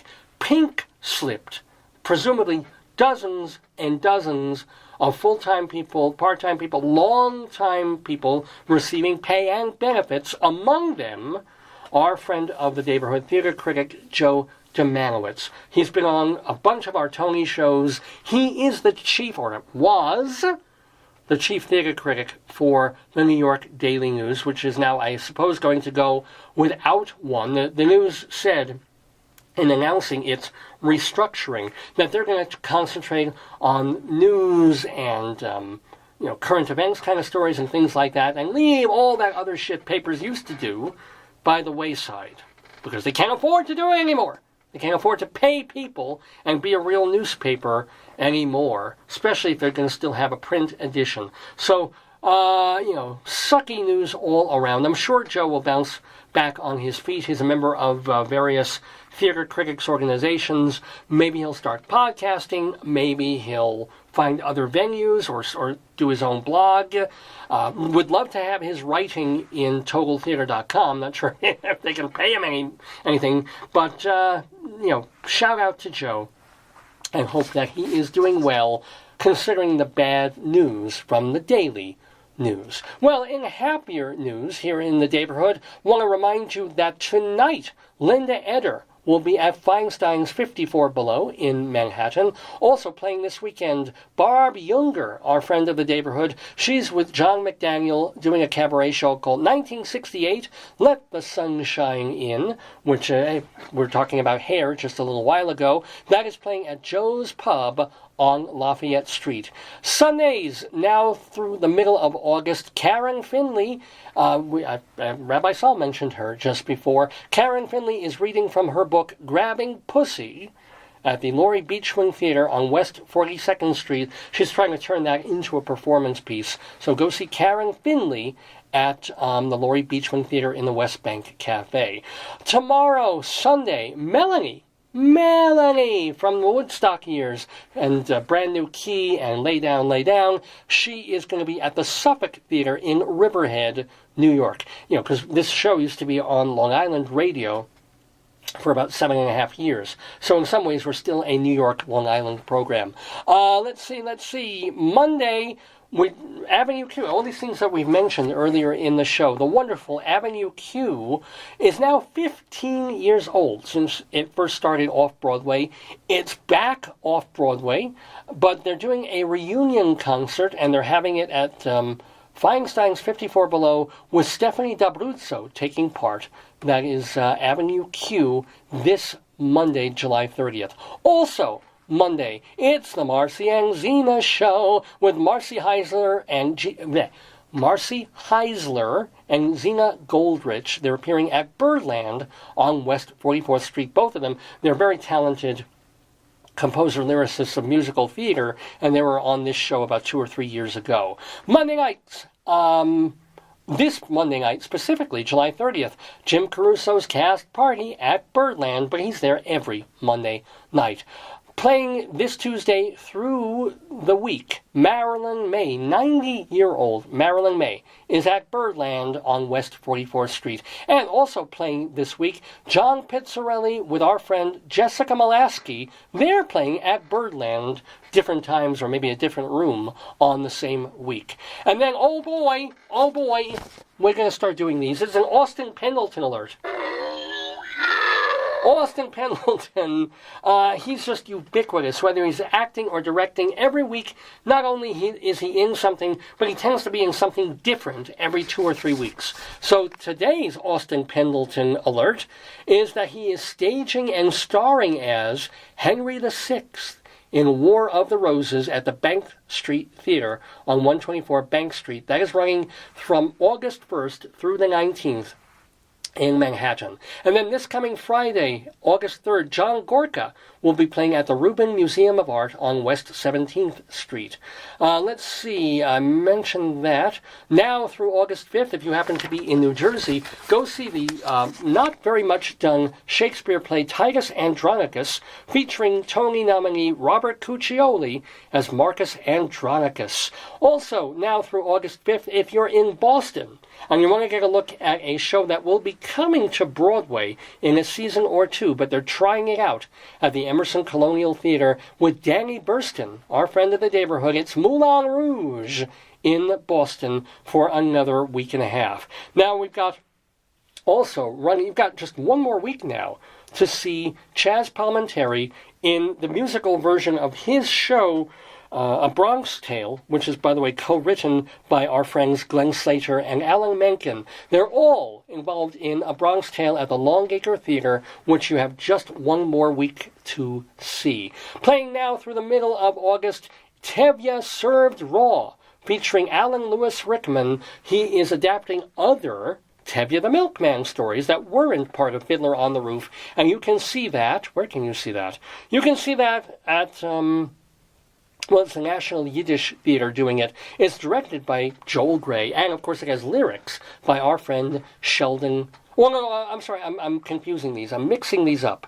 Forgive me. Alan Lewis Rickman is doing Tevye Served Raw. That is at the Playroom. National Yiddish Theater is doing a Yiddish version of Fiddler on the Roof, directed by Joel Grey. Music director is Zalman Mlotek, our friend of the Daverhood. The lyrics are by our friend Sheldon Harnick.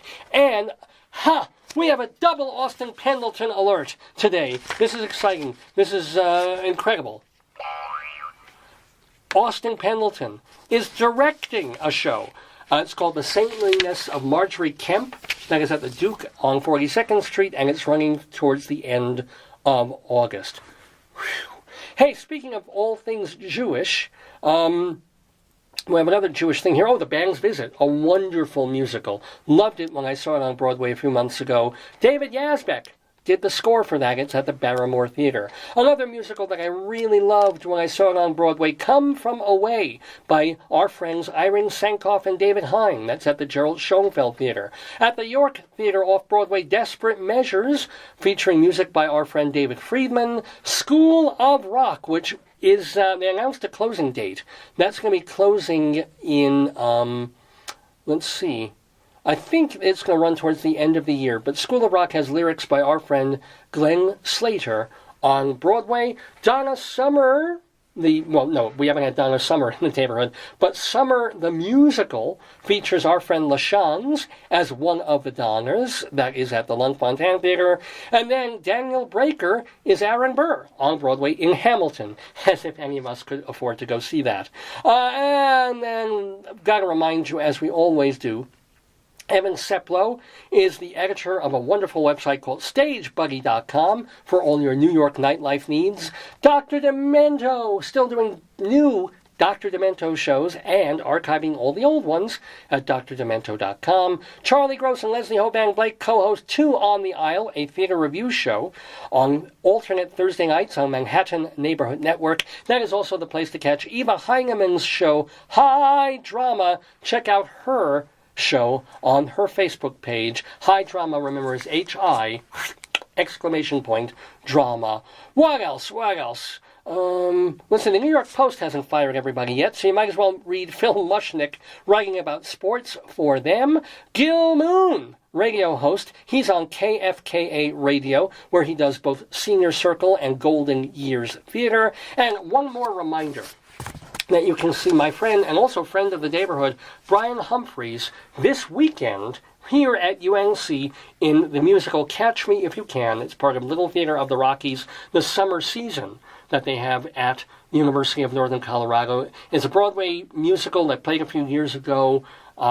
They're doing it at the Langworthy Theater in Fraser Hall. So it's a big theater, and it's tonight and tomorrow afternoon. So break many legs, Brian. I know they had a show on Thursday and Friday night. I'm sure it went great. I'm sure you're terrific. Catch me if you can. And we've been catching all these friends of the Daverhood.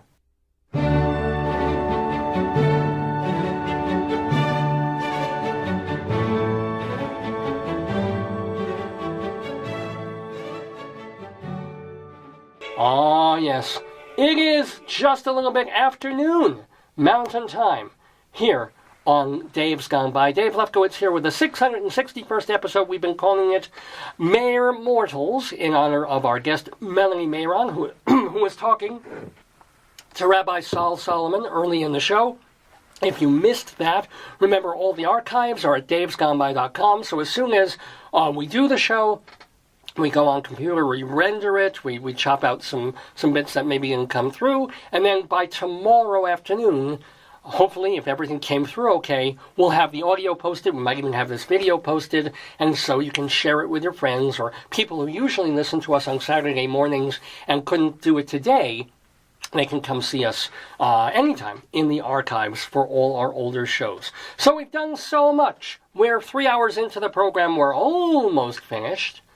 But not without some music, not without one more segment of Dave's Gone By that I love to do. I admit, I had a lot more fun doing it back when we were quote-unquote just a radio show, before we started having to deal with some of the copyright rules on Facebook. Not to mention, we post our shows on YouTube as well, so that we can get a broader audience that way. But YouTube just comes after us every time you play more than 30 seconds of a song. And this copyright owner is bitching about this, and eventually they end up blocking your whole video. So I've had to truncate this segment, which I hate. I love the segment, I hate chopping it up. So I've got to play just a little bit of the music, like I really want to. But it's enough, generally, for you to get the idea of the Saturday Segue. And the idea is...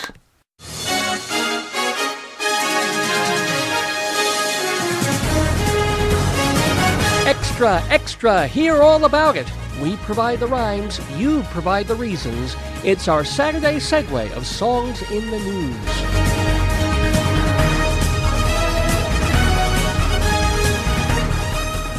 Oh boy, yeah, so that's the deal. The idea is I play a song or part of a song, and I'm not just playing it to hear it, I'm playing it because it relates to something that happened in the news or current events over the past few days, or something that is about to happen. So the idea is you not only listen to the song, but you're going to think, why is Dave playing that today? What's been going on in the world at large that would make me go, that's why. So it could be the title, could be the artist, could be the theme of the song, a word that's mentioned often in it. You got it? You got it. Let's start off, rather sadly, with this number. I got no excuses for all of these goodbyes. Call me when it's over, 'cause I'm dying inside. Yeah, she does it every time. Kind of a downer note to start the segment with, but that was someone I've never listened to before, but she's got quite a voice, and I certainly like that song. A song that she released only a couple of weeks ago. It's called Sober, from someone who was decidedly not this week. Demi Lovato released that song after basically tanking 6 years of her sobriety.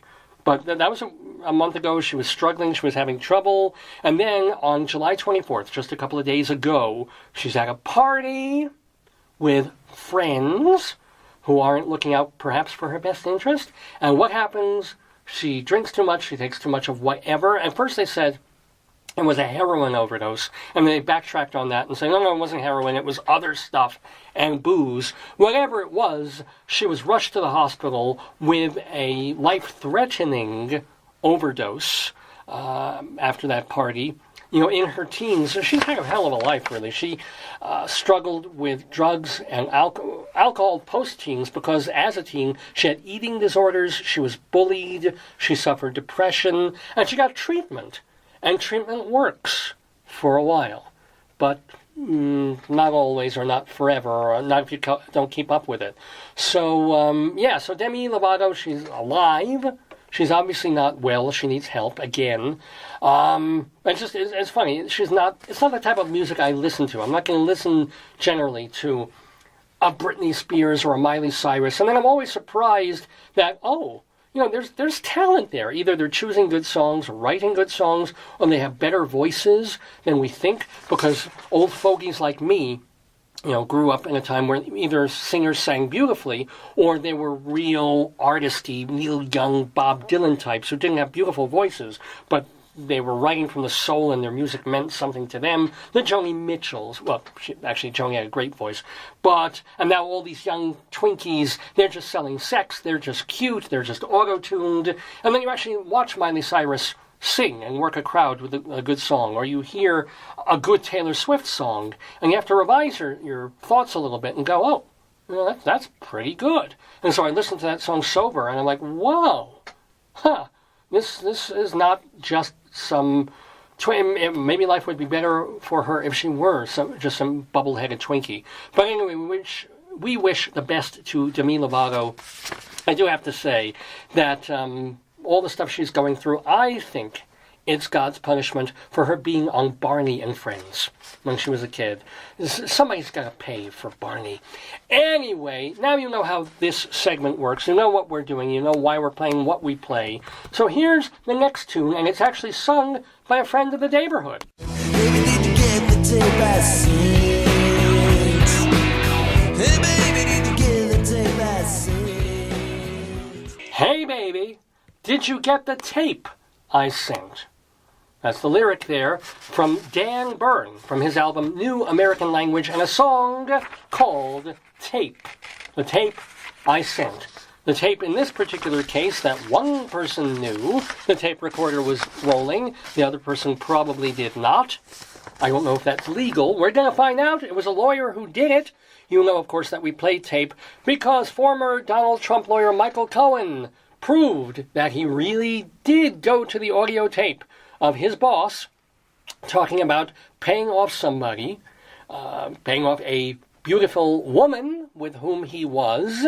So, I mean, the tape is certainly, it's not as if they're saying, let's give $150,000 to that Playboy Playmate, Karen McDougal, so she'll shut up while I'm campaigning and won't blah, blah. I mean, they don't speak in those terms. It'd be a lot easier if they did.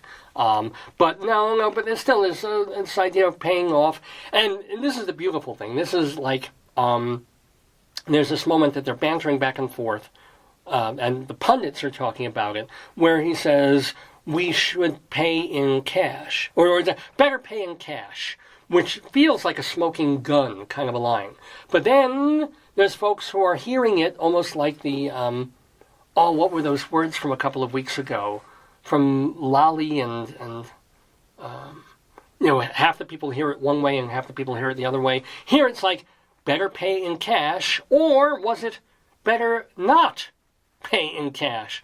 Was the tape is not perfectly recorded, so is there mumbling? Is there a word left out? Better pay in cash almost suggests that you're keeping something off the books. You're making a transaction, even if it's with your own money, that you don't want the IRS knowing about, you don't want the voters knowing about, as opposed to better not pay in cash, which is like, we better have a paper trail. If she sues us anyway, if she goes to the press, we got this, and this, or if the tax accountants want to mess with me, hey, it's open. Better not pay this in cash, write a check, we'll have a paper trail. I don't know. All I know is it's just hilarious that, obviously Donald Trump has his marital issues, and I went off at length about this last week, in the sense of I would not care. A man's personal sexual life is between him and his wife and any other women who are involved. Ordinarily, it shouldn't make a difference. Got nothing to do with the presidency, nothing to do with how a man... the bills he signs, what he does in terms of foreign policy or domestic policy, it isn't my business, anybody's business. If Donald Trump is lucky enough to be dipping his wick into people who look like Stormy Daniels and Karen McDougal, God bless him, he can get that. Riches does that to you, and Donald Trump, up until a few years ago, was a really good-looking guy. So fine. But, and I said this last week, what the Republicans did to Bill Clinton about what he did with Monica Lewinsky and impeaching him for lying about something that personal. I love that it's coming home to roost. I think now it's wonderful if Donald Trump gets raked over the coals by the Stormy Danielses, the Karen McDougals, and the how many others of them. But only because of the way that the Republicans messed with Bill Clinton's presidency. It's like tit for tat, two tits for tats all the way around. Otherwise, we shouldn't care about it. But now, shoes on the other foot. So I'd love to see what else comes out there about that. Anyway, we did say tape, and assumedly, Michael Cohen, who I guess knows legally that he can tape a conversation one-sided, hold it until later and use it against his former client. I guess we've discovered that's legal. Even Giuliani saying it's sleazy, of course, but he's not saying there's anything wrong with it legally. There's probably much, much more to come. Could get interesting, folks. Anyway, let's move on to our next song in the Saturday Segue. And just as Dan Byrne is a friend of the Daverhood, so is this woman, veteran singer-songwriter, singing a song made famous by and written by a whole other band about 20 or 25 years earlier. So here's our next song in our Saturday Segue of songs in the news. Oh, you'll recognize this tune. I see the bad mood rising. Our friend of the neighborhood, Juliana Hatfield there. She was on our show, I don't know, almost a decade ago, maybe not that long ago. But Juliana Hatfield from her eponymous album, Juliana Hatfield, with, we all know that Creedence Clearwater Revival song, Bad Moon Rising. I'll repeat that.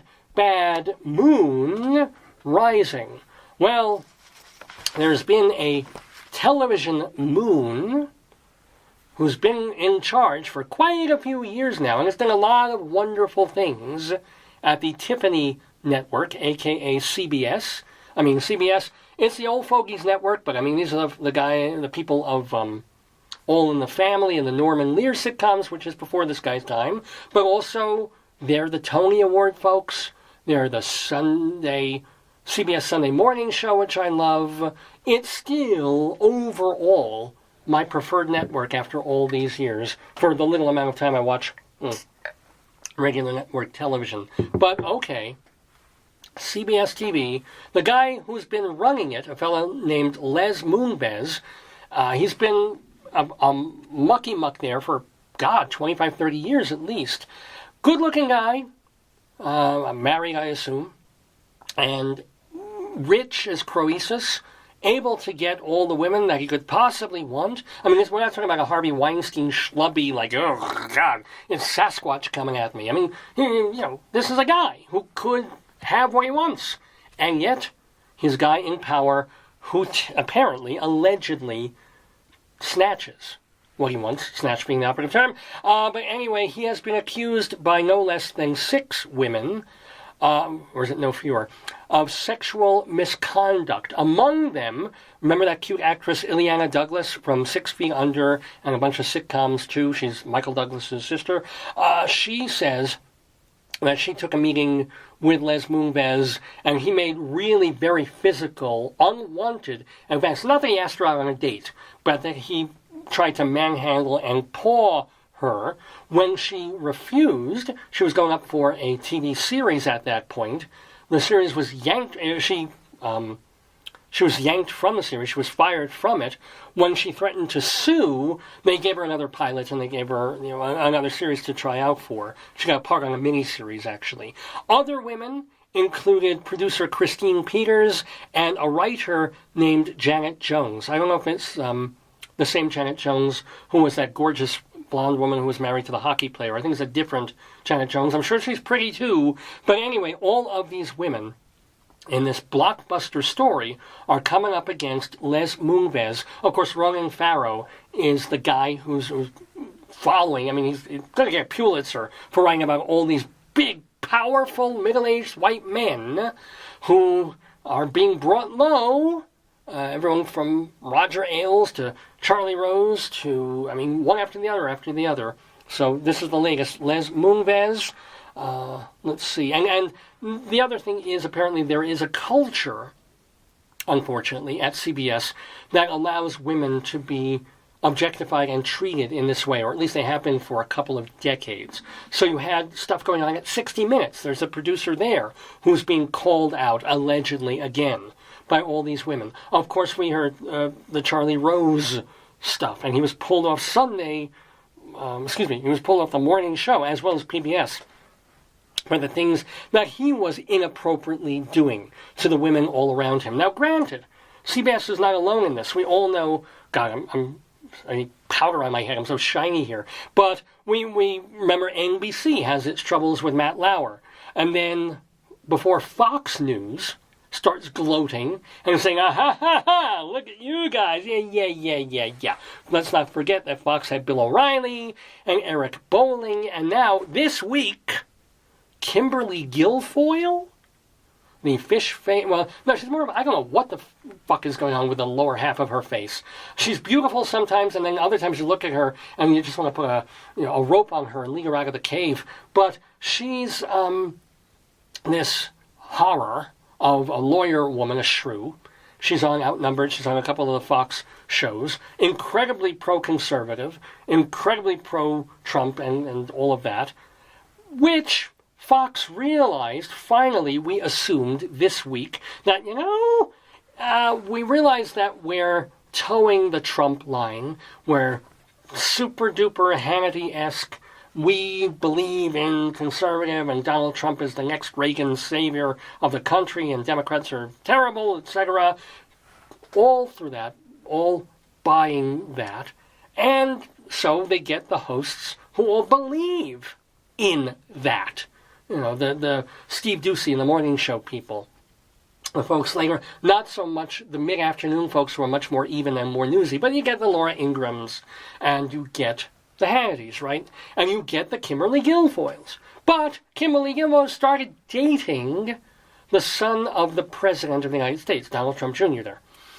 You would think that would make her a little bit biased. Too biased.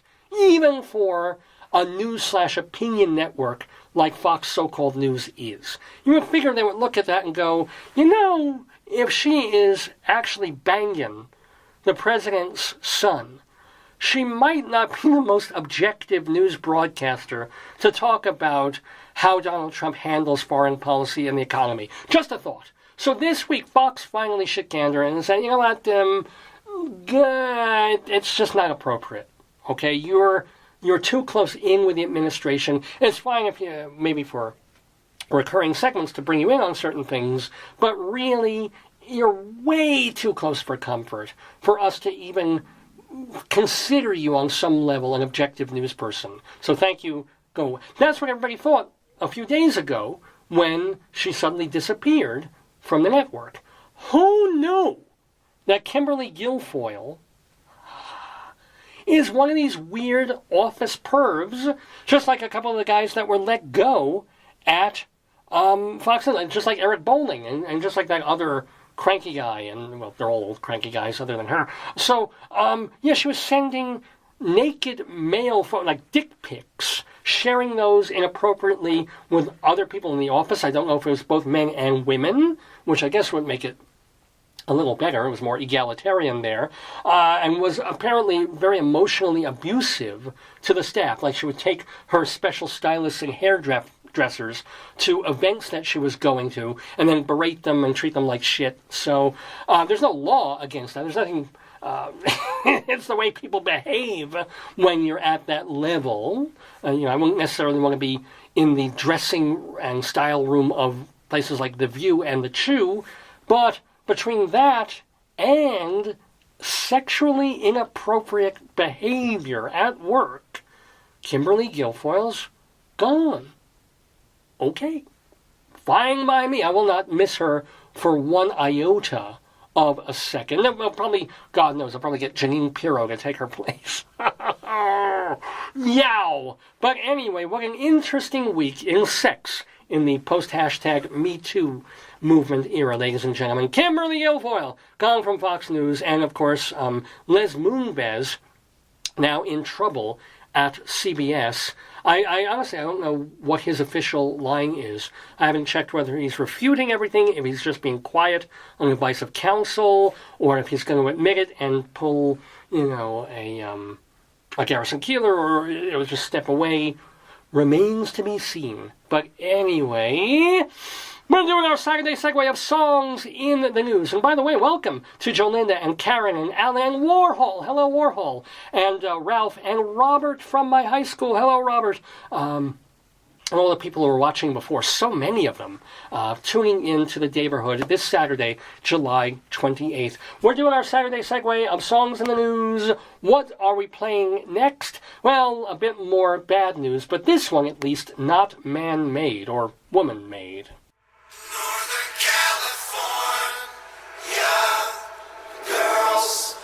Well, yeah, I think you get the idea there.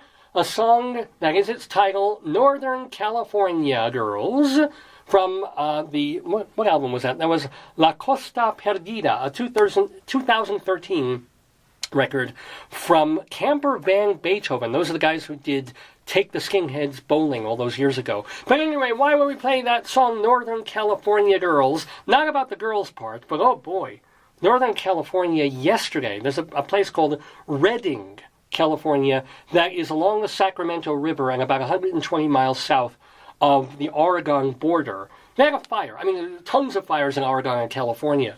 But the fire yesterday, man, it was this freak wildfire that literally behaved like a tornado. It just swept in. People had no idea it was coming, came within minutes, and then it just, bam, killed 2 firefighters, injured a few other people. There are about 125 homes burned, and they had to evacuate because of this so-called CARR fire, C-A-R-R. They evacuated 37,000 homes so far. That was as of yesterday. I haven't checked on the progress of the fire. As of last night, it was only 5% contained. But yes, there's fires all over California. There always are this time of year. And so far, Colorado's been a bit lucky, knock wood, and we're getting a bit cooler weather now, which is nice. But, wow, that car thing of just the images are rather amazing. Hopefully nobody else gets hurt or killed. And that was the thing. They couldn't fight the fire because they needed all the firefighters to help people just evacuate and escape. The fire moved so fast and so weirdly that people didn't have 3 hours to pack their shit, get in a car, and go stay with relatives. This was like, whoa, you got 20 minutes, get on the road. And the fire people had to help. So anyway, hopefully things go a lot better there in Northern California, big away from the Daverhood here in Colorado. And by the way, Robert says, hey there, Robert, hope you're doing well, and welcome to Steve, who just signed on. Steve, and all the folks who have tuned in over the past hour or 10 minutes or 2 hours or so. Remember that the entire program, the stuff you missed, including the interview with Melanie Mayron and Rabbi Saul, and our fun with Greeley Crimes and Old Times, and A Cow for Hansel, and the Broadway stuff, and the Limerick, if you missed it, don't worry, go to davesgoneby.com tomorrow, and you can hear the whole thing. Or if you like parts of it, you can hear the whole show over again. We'll have the audio up and hopefully the video as well, davesgoneby.com. Not quite ready to finish going by for this Saturday yet, however, because we have one more song for our Saturday segue, and we do it with a sigh.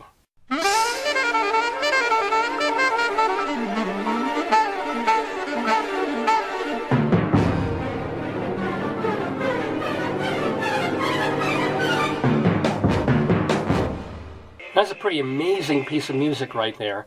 That is the start of the third movement of something called an American Concerto.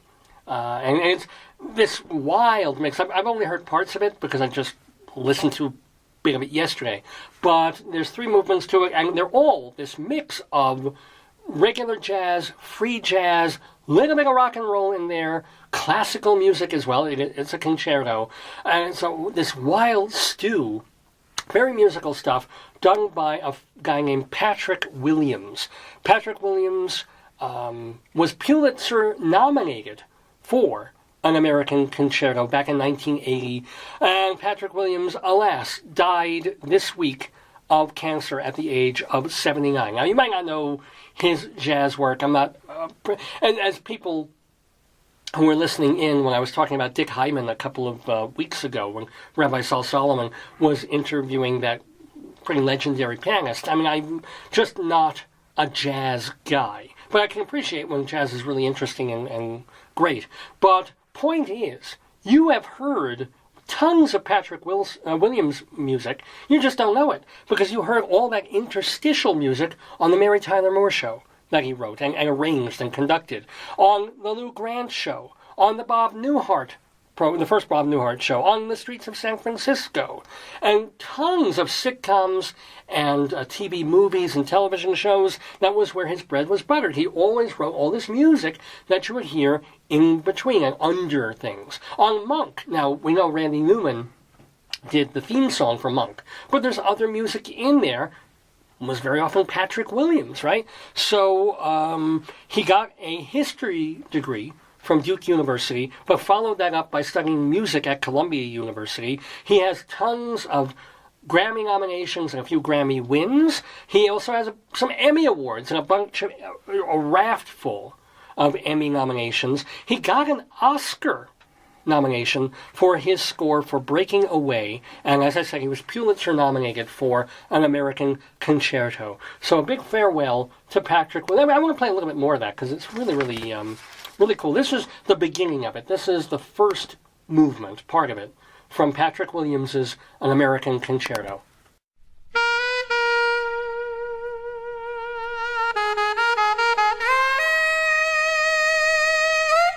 Almost like a nod there to Miles Davis's Sketches of Spain, right? So, yeah, farewell to Patrick Williams, who passed away like 3 or 4 days ago. He will be musically missed. Well, I'll be missing you next Saturday because I need a break. It's been a time. It's been a rotten summer. I need little time off, time to myself. Might even go to the mountains for a day or two. We're still figuring that out. But we're going to take next week off from the Daverhood. I know. Wow, this is why you're going to need to go to the archives, davesgoneby.com, and listen to an old show. As a matter of fact, if you even tune into UNC Radio, what's kind of cool is, in the lingering days that we have left for that station, we're playing just random old Dave's Gone By episodes 24/7. So if you go to uncradio.com and you click and you listen through your iTunes, that's what you'll hear. But if you don't want it random, if you just want to hear old episodes of your choice, go to davesgoneby.com. That's also where we archive the interviews that we've done, and there are hundreds of them, the people that we mentioned in our Friends of the Daverhood segment, and they're all in a separate archive, stripped of all the music and all the rest of the show. You can just hear the interviews. That's all there. I want to hear from you. If you want to write to me, davesgoneby.com is the way to do that. Or you're more than welcome to post here, even during the week, even when the show isn't running. Please contact me on Facebook. Radio Dave Lefkowitz is the Facebook page. And I got to give a shout out, speaking of web pages, to Rabbi Saul Solomon's page, shalomdammit.com. Shalom, D-A-M-M-I-T. Shalomdammit.com. That is the place to read his many, many rabbinical reflections. They're quite funny. You can also hear them there, too.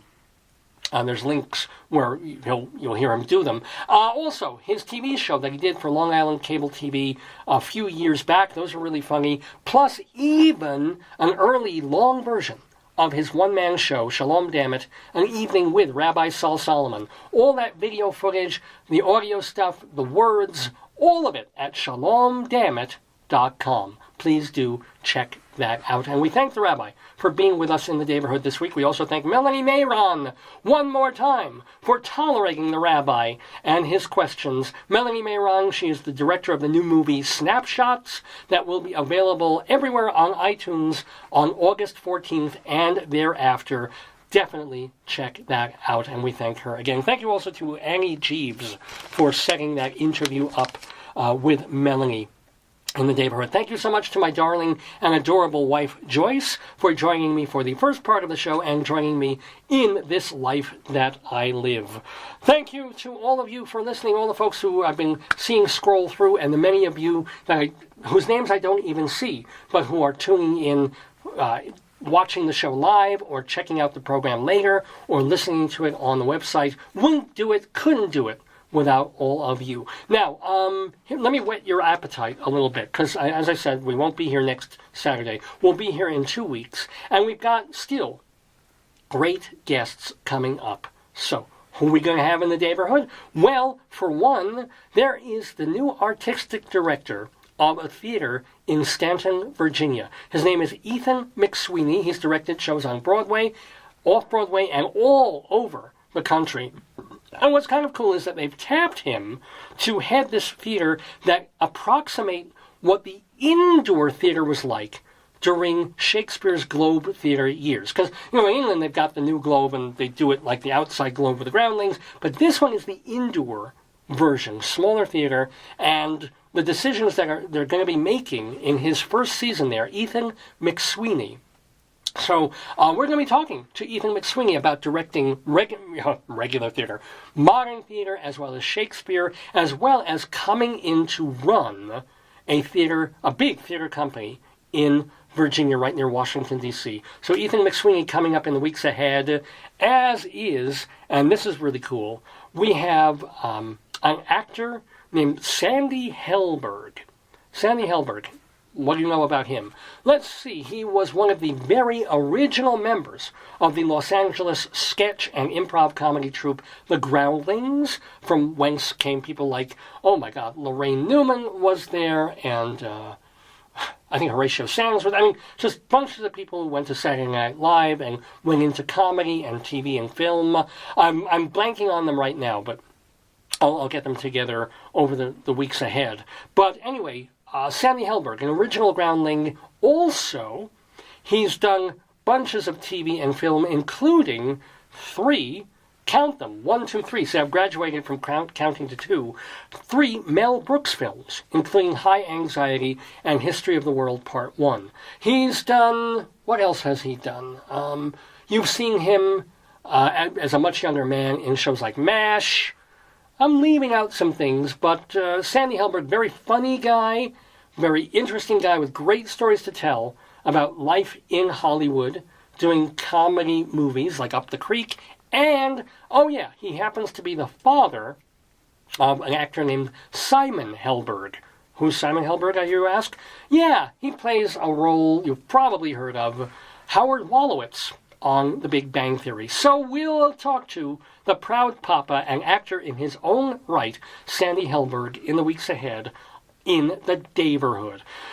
Whew, well, that about wraps it up here on Dave's Gone By. Again, I thank you so much for listening. I look forward to seeing you in 2 weeks for a brand new episode of Dave's Gone By, when we will be in the dog days of August, which is why I'm playing an August song to take us out of here. It's Robin Hitchcock from his While Thatcher Mauled Britain collection, a tune called August Hare, which I certainly wish I had some. It would take away some of the glare on my head. But it's August Hare, August Here, and Gone By.